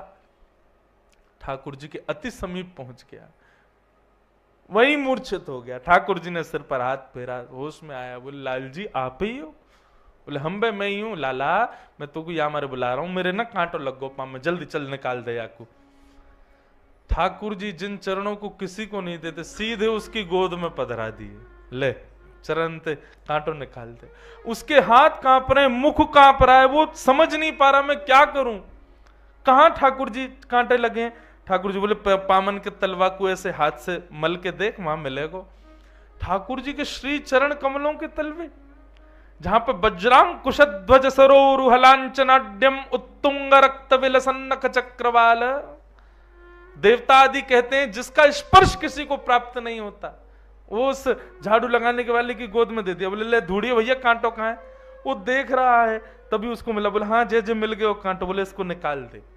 कोमल ठाकुर जी के चरण, बिल्कुल कमल जैसे चरण, निकाले, उंगली से निकाले नहीं, और भीतर चलो। अरे दारी के तने तो और भीतर घुसाए दियो, अब मुंह को और पीड़ा आ रही है। बोलो ठाकुर जी कैसे निकालूं? बोले ऐसे ना निकालो, सुन तू पाम पकड़ के और अपने दांतन से निकाल। बोला मेरे प्राण निकल जाएंगे नाथ, इतनी कृपा मत करो। बोले तू, तेरे प्राण ना निकलेंगे, मेरे निकल रहे हैं, जल्दी निकाल। जबरदस्ती कृपा कर रहे हैं उसके ऊपर, और वो कोई कांटा लगा थोड़ी है, बस उस पर कृपा करनी है ठाकुर जी को। उसके मुख के पास अपने चरण दे दिए और वो अपने दांतों से ठाकुर जी के कांटे को निकाल रहा है। ठाकुर जी बोले चल, अब मुंह को लेके चल। बोले कहां चलना? बोले आज गोविंद दास अपनी खिरक में दाल बाटी बना रहा है, बाकी दाल बाटी खावे जाऊंगा मैं, चल ले चल मुंह को। अरे ठाकुर जी ये सब गोविंद दास आदि अष्ट सखा, ये लोग बड़े अपरस में रहते हैं, शुद्धता पवित्रता का बड़ा ध्यान रखते हैं। आप मेरे से छुप गए हो, ये भी इनको पता चल गई तो मुझे मार देंगे महाराज जी। ठाकुर जी बोले तेरे संग मैं हूं ना, चिंता क्या करे, चल अपने कंधा पे बैठा ले। ठाकुर जी उसके कंधा पे बैठ गए और सिर पकड़ लिया और वो लेकर के जा रहा है। सोचो छवि कितनी सुंदर, एक नन्हा सा झाड़ू लगाने वाला बालक अपने कंधा पे श्री जी बाबा को लेके जा रहा है, और ठाकुर जी उसको बता रहे हैं सुन सुन सुन, देख वो गोविंद स्वामी की खिरक आ गई है। बोले हाँ। वो तू यहीं मुंह को उतार दे और तू यहीं छुप जा, मैं जा रहा हूं, और सुन यहीं रुक जाइयो, तेरे का जो बाटी मैं ले आऊंगा, तो भी भूख लगी होगी। ठाकुर जी उतर करके गए, गोविंद स्वामी कदम खंडी में जाकर के बैठे। गोविंद दास बोले आ गए जय जय? बोले हाँ आ गो। अच्छा ये लीलाएं सबको नहीं पता होती थी अष्ट सखाओं के साथ। राजभोग के बाद ही ठाकुर जी लीला करते हैं बंधु। ये वृंदावन में जो लोग यूं सोचते हैं 12 बजे के बाद मंदिर बंद, ठाकुर जी सो रहे हैं, गलत सोच रहे हो आप। ये 12 बजे जो मंदिर बंद हुए और 4 बजे, यही तो लीला का समय है। ठाकुर जी इसी समय कृपा करने जाते हैं किसी पे, ये सोते थोड़ी है। ठाकुर जी गौचारण का समय, लीला का समय ठाकुर जी का। ठाकुर जी पहुंच गए। गोविंदास जल्दी भूख लगी है, मुंह को जल्दी खवा, बाटी खवा। और गोविंदास बाटी सेक करके चिमटा से उठा के ठाकुर जी के आगे पत्तल में धरे। सो ठाकुर जी न खावे, न खा के सोई वाकू जेब में भर ले अपनी, बाकी काजे लेके जानी है, खड़ो बेचारो लेके आयो मुंह को। जहां 5, 6, 7 सामान्य बाटी खाने वाले लोग होते हैं, ठाकुर जी कम 15-20 तो खाते हैं। 56 भोग देखा ठाकुर जी, हमारे ने 100 से लाला, इतनो बड़ो, इतनो सो वाको पेट, और 56 भोग देखो कल कितनो, पूरी नाप भर गई महाराज। ठाकुर जी को पेट नहीं है, कुआ है, कितनों खवाए तो भरे ना है, खूब प्रेम से मामे। तो गोविंद दास ने पहले इतना आटा लगाया था कि उनको पता था कि लाल जी 20-25 बाटी तो खाएंगे, और वो भी तब जब राजभोग पाके आए हैं। राजभोग आरती हो गई है, पावे में तो बड़े निपुण है हमारे लाल जी। अच्छा एक बात बताऊं बंधु, एक बार एक तर्क कुतर्की व्यक्ति ने मुझसे प्रश्न किया। तर्क कुतर्की भी बहुत आते हैं ना। बोले एक बात बताओ, ठाकुर जी को इतनी भूख क्यों लगती है? 8 बार भोग लगाते हैं सुबह से शाम तक, इतने भूख क्यों लगती है ठाकुर जी को? उसका एक ही उत्तर है, पूरा विश्व भगवान के उदर में है। जब ठाकुर जी का भोग लगता है ना, तब सबका पेट भरता है। ये हम आप सब लोग रोज भोजन कर रहे हैं, इसका परिणाम यह कि ठाकुर जी का भोग लग रहा है। और यदि कोई व्यक्ति भूखा सो रहा है, भूखा रह रहा है, तो निश्चित कोई ना कोई व्यक्ति प्रसाद का अपमान कर रहा है, उसी अपमान की वजह से कोई भूखा है। ये पूरा विश्व ठाकुर जी के गर्भ में। और आप तो 8 अरब मानवों को जानते हो, जल के प्राणी, जंगलों के प्राणी, हवा में उड़ने वाले प्राणी, अरे छोटे छोटे जीवाणु भी, ये भी भोजन करते हैं, ये सब भी ठाकुर जी के गर्भ में। ठाकुर जी का इतनी बार भोग लगता है, इसीलिए सब तृप्त हैं, सब पा रहे हैं। ठाकुर जी बोले अब गोविंदास पेट भर गो हमारा, तो अब हम जा रहे हैं मंदिर, अब जाके नेक देर सोमेंगे, फिर 4 बजे उत्थापन आरती होएगी। गोविंदास बोले जय जय, बड़ी कृपा। जैसे ही ठाकुर जी खड़े भये, सो ठाकुर जी की पीतांबरी इतनी फूल गई, बाटी बल रही जेब में। गोविंदास बोले जे का है रो ठाकुर जी ने रुकियो। बोले कहा ये इतनी पीताम्बरी ऐसी तुम्हारी कैसे फूल गई है? ये तो तब फूले जब आप नाचो, जो गोल गोल घूमो तो ऐसी पीताम्बरी फूल जाए आपकी, ये इतनी कैसे फूल गई? कहा भर रखो भीतर। ठाकुर जी भगे कछुना कछुना कछुना, नहीं गोविंदास ने पकड़ ली। देखे तो भीतर थे महाराज गोजा में बाटी भर रखी है। ये जेब को ब्रज भाषा में कहें गोजा, गोजा में बाटी भर रखी है। गोविंदास बोले बाटी जेब में काहे को धर रखी है? कौन के काजे ले जा रहे हो? ना कोई को नहीं। ठाकुर जी ने एक बार ऐसे देखी उसकी तरफ जो पेड़ के पीछे छुपा था। गोविंदास बोले कौन को देख रहे हो? दौड़ करके गोविंदास गए तो वो झाड़ू लगाने वाला बालक मिल गया। ठाकुर जी सही सही बताओ पूरी बात कहा है? तो उस बालक ने कहा गोविंदास जी मुझे क्षमा कर दो, मुझसे बहुत बड़ा अपराध हो गया, आज ठाकुर जी मेरे कंधा पे बैठ के आए हैं। गोविंदास बोले राम राम राम, महा गुसाई जी ने मंदिर में इतने नियम बना रखे हैं, हाथ धो के आए करो, पामन को धो के आओ, आधो स्नान करके आओ, शुद्धता को ध्यान रखो। बेचारो वो तानसेन एक बार पद गावे आयो तो गुसाई जी ने भगाई दियो। बोले काय को? बोले पहले तांबुल थूक के आ, शुद्ध मुंह से सेवा कर ठाकुर जी की। इतनी सेवा शिष्टाचार को विचार करें और यहाँ ठाकुर ने सबरी सेवा तोड़ रखी है। झाड़ू लगावे वाले इनके कंधा पे बैठ बैठ के डोल रहा है। ये सबरे नियम हमारे काज है, नहावे धोवे के, तुम्हारे काज कछु ना है। ठाकुर जी बोले अब ठीक है गोविंदास गुस्सा का कर रहे हो, कोई बात ना, छोड़ दे याको। बोले याको कोई अपराध थोड़ी है, बेचारो ये तो ऊपर ही ना जावे कभी गिरिराज पर्वत पे, तुमने ही बुलाए होगो जरूर। बोला हाँ इनने ही बुलाए हो। ठाकुर जी बोले बजमारे तू और बता दे सबरी बातन ने, अरे तो पे कृपा करिए, तू और मेरी शिकायत कर रहा है। गोविंदास बोले ऐसे काम नहीं चलोगे। ठाकुर जी बोले बता कहा करूं? गोविंद कुंड में स्नान करो, स्नान करके ऊपर जाओगे। ये बड़े 3-3 बार नवा नवा के हमको बड़ी अपरसता को बात बता में ठाकुर जी के सामने शुद्धता से जाओ, पवित्र, अब खुद अपवित्र हो नहा के जाओ। ठाकुर जी बोले देख भैया सर्दी को समय, कैसी ठंडे कोहरा पड़ रहे हैं, सूर्य के दर्शन ना भाई 4 दिन आते, तू मुंह को कुंड में नवावेगो, ऐसा मत करे। चल मैं एक काम करूं, मैं आचमन कर लूं। अपवित्र पवित्रो वा सर्वावस्थांगतो पिवा यह स्मरेत पुंडरीकाक्षम सबाई अभ्यंतर शुचि। ऐसे जल छिड़काव करके व्यक्ति पवित्र माना जाता है। ठाकुर जी गए गोविंद कुंड पे जाके जल लेके अपने नाम से अपने आप को पवित्र कर रहे हैं। यस्मरेत पुंडरीकाक्ष सबाई अभ्यंतर शुचि। इतने में गोविंद दास पीछे से गए, धक्का दे दियो ठाकुर जी को, गेड़ दिए गोविंद कुंड में। ठाकुर जी महाराज गोविंद कुंड में डूब रहे हैं, तैर रहे हैं। बोले हे गोविंदास तो देख लूंगा मैं आज। गोविंदास की बात मान के ठाकुर जी बेचारे गोविंद कुंड में नहा लिए, दौड़ करके मंदिर में गए।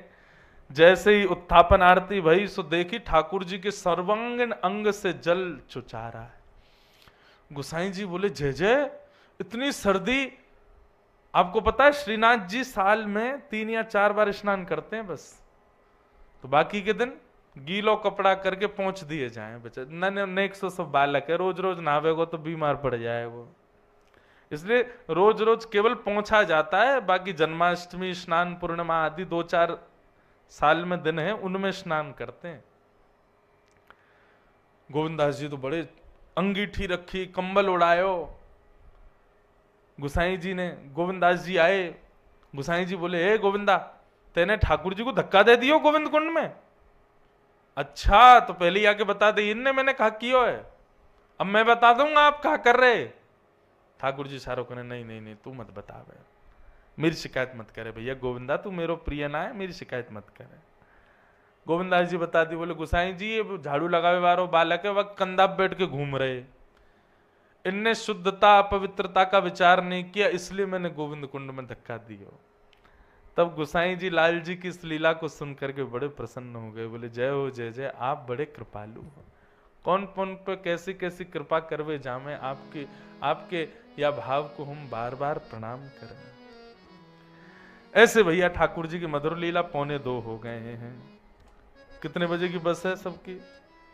3-4 बजे की है, सब निकलने हैं। हाँ तो अब हम लोग भी भाव से ठाकुर जी को प्रणाम कर लें। बंधुओं बहुत आनंद आया, काशी में 3 दिवस तक ये भगवत चर्चा, हरि चर्चा करने का बहुत बड़ा सुख मिला। हमारी ये सब सखियां हैं श्री किशोरी जी की, जिन्होंने मिलकर के ये सब सुंदर भाव रखा। खूब इनका मन था खूब दिन तक हो, खूब हो अच्छे से, पर जितना समय मिल पाया। आज हमको रात्रि विदेश प्रस्थान करना था, पर कल ही कार्यक्रम स्थगित किया। बहुत दिन हो गए वृंदावन से गए हुए। अब हम वृंदावन सब कुछ सुनाते हैं, अब कुछ दिन जाके वृंदावन में आराम करेंगे। राधा वल्लभ जी, राधा रमन जी, बिहारी जी के दर्शन करेंगे, तटिया स्थान की रज में लौटेंगे, संत जनों के पास जा करके मधुर वाणी सुनाएंगे। ऐसे करके अब अपने आगामी 6-7 दिन मंगल करेंगे, फिर उसके बाद लगातार फिर कथाएं हैं। काशी से बंधुओं बस एक ही प्रार्थना है हमारी, ये भूमि हमको बार बार बुलाती रहे। मुझको बहुत प्रिय है काशी, मुझे बहुत अच्छा लगता है यहाँ आकर के। हमारे अभिषेक जी तो कल कह रहे थे, बालक सब बता रहे हमारे अनुज जी की, महाराज जी एक बार लाल जी का जन्मोत्सव काशी में भी करो।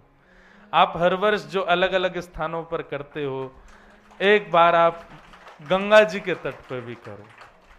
इस बार द्वारिका में अंतिम दिन हमारे ठाकुर जी के सामने पर्ची डाली जाती है स्थानों की, और फिर जो पर्ची उठेगी उसमें जिस स्थान का नाम आया अगला उत्सव वहीं होता है। तो इस बार की एक पर्ची काशी की भी डालेंगे, अगर हमारे लाल जी को मन भाया तो निश्चित अगले उत्सव के। वैसे तो 5वां उत्सव है, मतलब 2025 में, 2024 में ठाकुर जी का 4था उत्सव है। 5वां है, 5 साल के है लाला, अरे हाँ 5 साल। तो ये 5वां उत्सव तो अभी द्वारिका में है।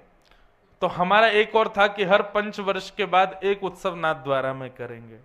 तो शायद हो सकता है 25वां, अब देखेंगे जैसा जो हो, पर्ची डालेंगे लाल जी के आगे। आप सब आना द्वारिका 11 से 17 जनवरी। 17 जनवरी को ठाकुर जी के आगे 4 स्थानों की पर्ची डलेगी, नाथ द्वारा, काशी, वृंदावन और एक स्थान और जहां की गोवर्धन, जहां की पर्ची आएगी वहीं उत्सव होगा। अगर काशी की आ गई तो कमर कस लेना फिर सब लोग।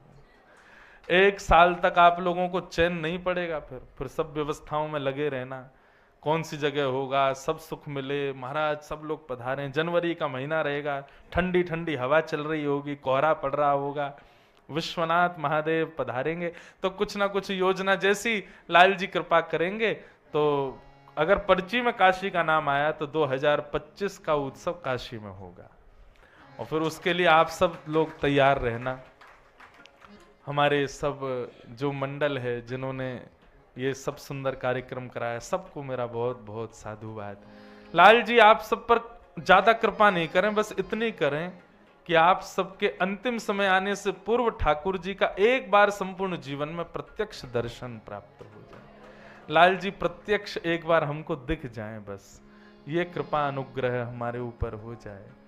और हमारी कोई अभिलाषा नहीं, हम बार बार काशी में आते रहेंगे। हमारे बहुत सारे मित्र हैं यहाँ पर, हमारे सौरभ जी, अभिषेक जी, ये सब हमारे सखा हैं। इन सब के भाव से हम आते रहते हैं, और ये सब हमारी सखियाँ हैं, अब इनके भाव से भी आते रहेंगे। और बाकी हमारे सबके सवन के सबसे बड़े सखा तो हमारे महादेव हैं। इन पर कृपा अनुग्रह ये हम पर बनाए रखें, आते रहें। आओ बड़े भाव से गाओ। श्यामा हृदय कमल सो प्रगट्यो, श्यामा हृदय कमल सो प्रगट्यो, श्यामा हृदय कमल सो प्रगट्यो, श्यामा हृदय कमल सो प्रगट्यो, और श्याम हृदय कुभाए वृंदावन प्यारो वृंदावन, वृंदावन प्यारो वृंदावन, हे वृंदावन प्यारो वृंदावन, हे वृंदावन प्यारो वृंदावन। श्यामा हृदय कमल सो प्रगट्यो, श्यामा हृदय कमल सो प्रगट्यो, श्री राधा हृदय कमल सो प्रगट्यो, श्री राधा हृदय कमल सो प्रगट्यो, और श्याम हृदय कुभाए वृंदावन प्यारो वृंदावन, वृंदावन प्यारो वृंदावन, हे वृंदावन मेरो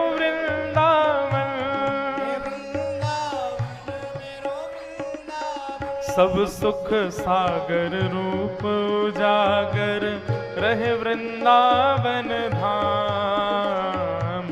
सब सुख सागर रूप उजागर रहे वृंदावन धाम। हाँ प्यारो रहे वृंदावन धाम, प्यारो रहे वृंदावन धाम। ओ रूप गोस्वामी प्रगट कियो जहाँ, रूप गोस्वामी प्रगट कियो जहाँ। श्री रूप गोस्वामी प्रगट कियो जहाँ। रूप गोस्वामी प्रगट कियो राधा गोविंद रूप निधान, वृंदावन प्यारो वृंदावन। वृंदावन प्यारो वृंदावन। हे वृंदावन श्री वृंदावन। वृंदावन श्री वृंदावन। रूप गोस्वामी प्रगट कियो जहाँ, रूप गोस्वामी प्रगट कियो राधा गोविंद रूप निधान, वृंदावन श्री वृंदावन। वृंदावन श्री वृंदावन। हे वृंदावन प्यारो वृंदावन। वृंदावन प्यारो वृंदावन। गोपी ग्वाल सब ही और धारे, बेहरत निस दिन कुंज गलन में, ब्रज जन मन सुख धाम। बेहरत निस दिन कुंज गलन में, ब्रज जन मन सुख धाम। ओ मदन मोहन को रूप निरख के, मदन मोहन को रूप निरख श्री मदन मोहन को रूप निरख के, मदन मोहन को रूप निरख के सनातन बल बल जाए, वृंदावन श्री वृंदावन। वृंदावन श्री वृंदावन। हे वृंदावन प्यारो वृंदावन। वृंदावन प्यारो वृंदावन। मदन मोहन को रूप निरख के, मदन मोहन को रूप निरख के सनातन बल बल जाए, वृंदावन श्री वृंदावन। वृंदावन श्री वृंदावन। हे वृंदावन प्यारो वृंदावन। वृंदावन प्यारो वृंदावन। ओ गोपी ग्वाल सब ही और धारे, प्यारो गोपीनाथ।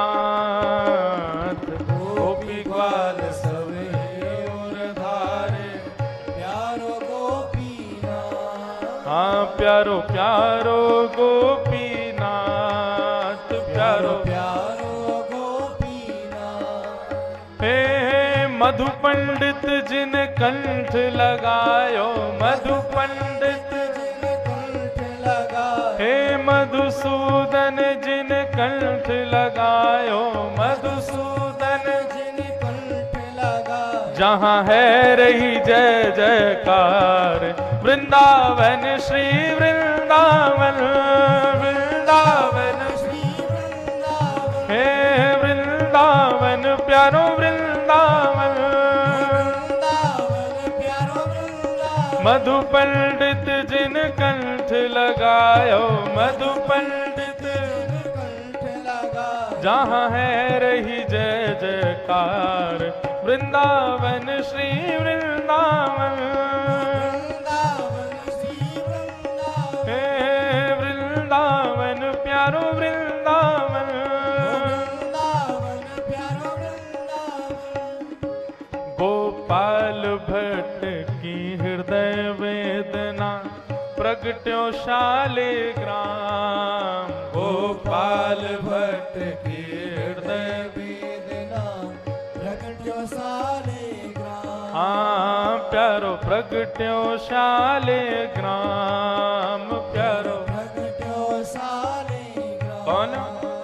हे रूप सुधा को खान हमारो, रूप सुधा को खान हमार। श्री रूप सुधा को खान हमारो, रूप सुधा को खान हमारो। श्री राधा रमण जुलाल, वृंदावन श्री वृंदावन, वृंदावन श्री वृंदावन, हे वृंदावन प्यारो वृंदावन, वृंदावन प्यारो वृंदावन। रूप सुधा को खान हमारो, रूप सुधा को खान हमारो। श्री राधा रमण जुलाल, वृंदावन प्यारो वृंदावन, वृंदावन प्यारो वृंदावन, हे वृंदावन श्री वृंदावन, वृंदावन श्री वृंदावन।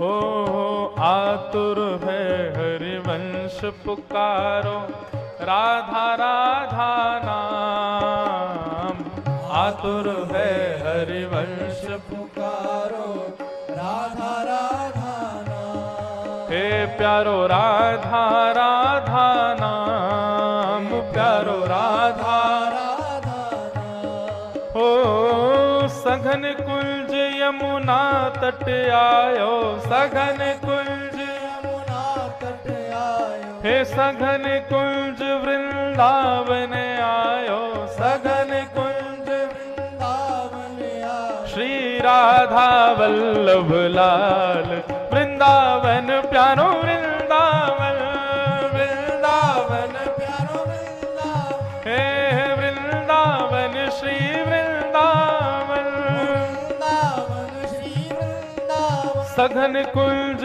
यमुना तट आयो, सघन कुंज यमुना तट आयो। श्री राधा वल्लभ लाल, वृंदावन प्यारो वृंदावन, वृंदावन प्यारो वृंदावन, हे वृंदावन मेरो वृंदावन, वृंदावन प्यारो वृंदावन। हे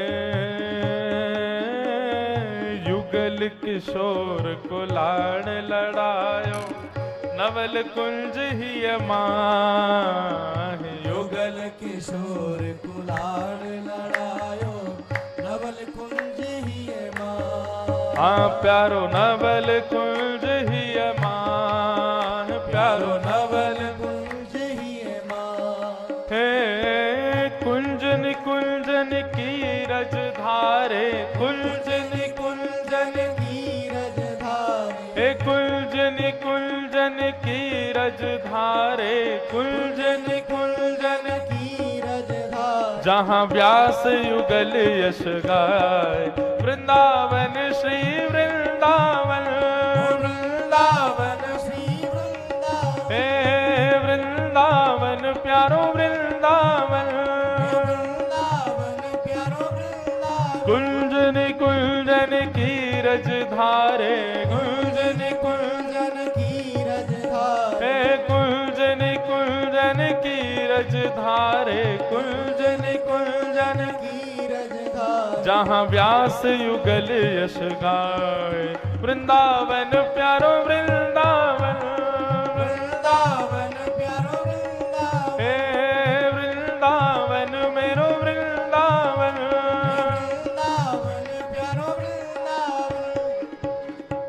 भुवन चतुर्दश की सुंदरता, निधिवन करत बिहार, भुवन चतुर्दश की सुंदरता, निधिवन करत बिहार। हे प्यारो निधिवन करत बिहार, प्यारो निधिवन करत हे बिहार, प्यारो निधिवन करत बिहार, प्यारो निधिवन करत बिहार। हो श्यामा प्यारी कुंज बिहारी, श्यामा प्यारी कुंज बिहारी, हे श्यामा प्यारी बांके बिहारी, श्यामा प्यारी बांके बिहारी। हो जय जय श्री हरिदास, वृंदावन प्यारो वृंदावन, वृंदावन प्यारो वृंदावन, हे वृंदावन मेरो वृंदावन, वृंदावन मेरो वृंदावन। श्यामा प्यारी बांके बिहारी श्यामा प्यारी, बाके बिहारी, हे श्यामा प्यारी कुंज बिहारी श्यामा प्यारी। कुंज बिहारी, और जय जय श्री हरिदास वृंदावन प्यारो वृंदावन, वृंदावन प्यारो वृंदावन, हे वृंदावन मेरो वृंदावन। वृंदावन मेरो वृंदावन। ओ जिनकी कृपा से यह रस प्रगट्यो वृंदावन अभिराम, जिनकी कृपा से यह रस प्रगट्यो वृंदावन अभिराम। हाँ प्यारो वृंदावन अभिराम, प्यारो वृंदावन अभिराम। ओ सप्तनिधिन को ही उजियारो, सप्तनिधिन को ये उजियारो, हे हम सबको प्राणन ते प्यारो, हम सबको प्राणन से प्यारो, और हम सबको मिलवावे वारो, हम सबको मिलवावे वारो। हमारो गिरधर लाल वृंदावन प्यारो वृंदावन, वृंदावन प्यारो वृंदावन, हे वृंदावन श्री वृंदावन।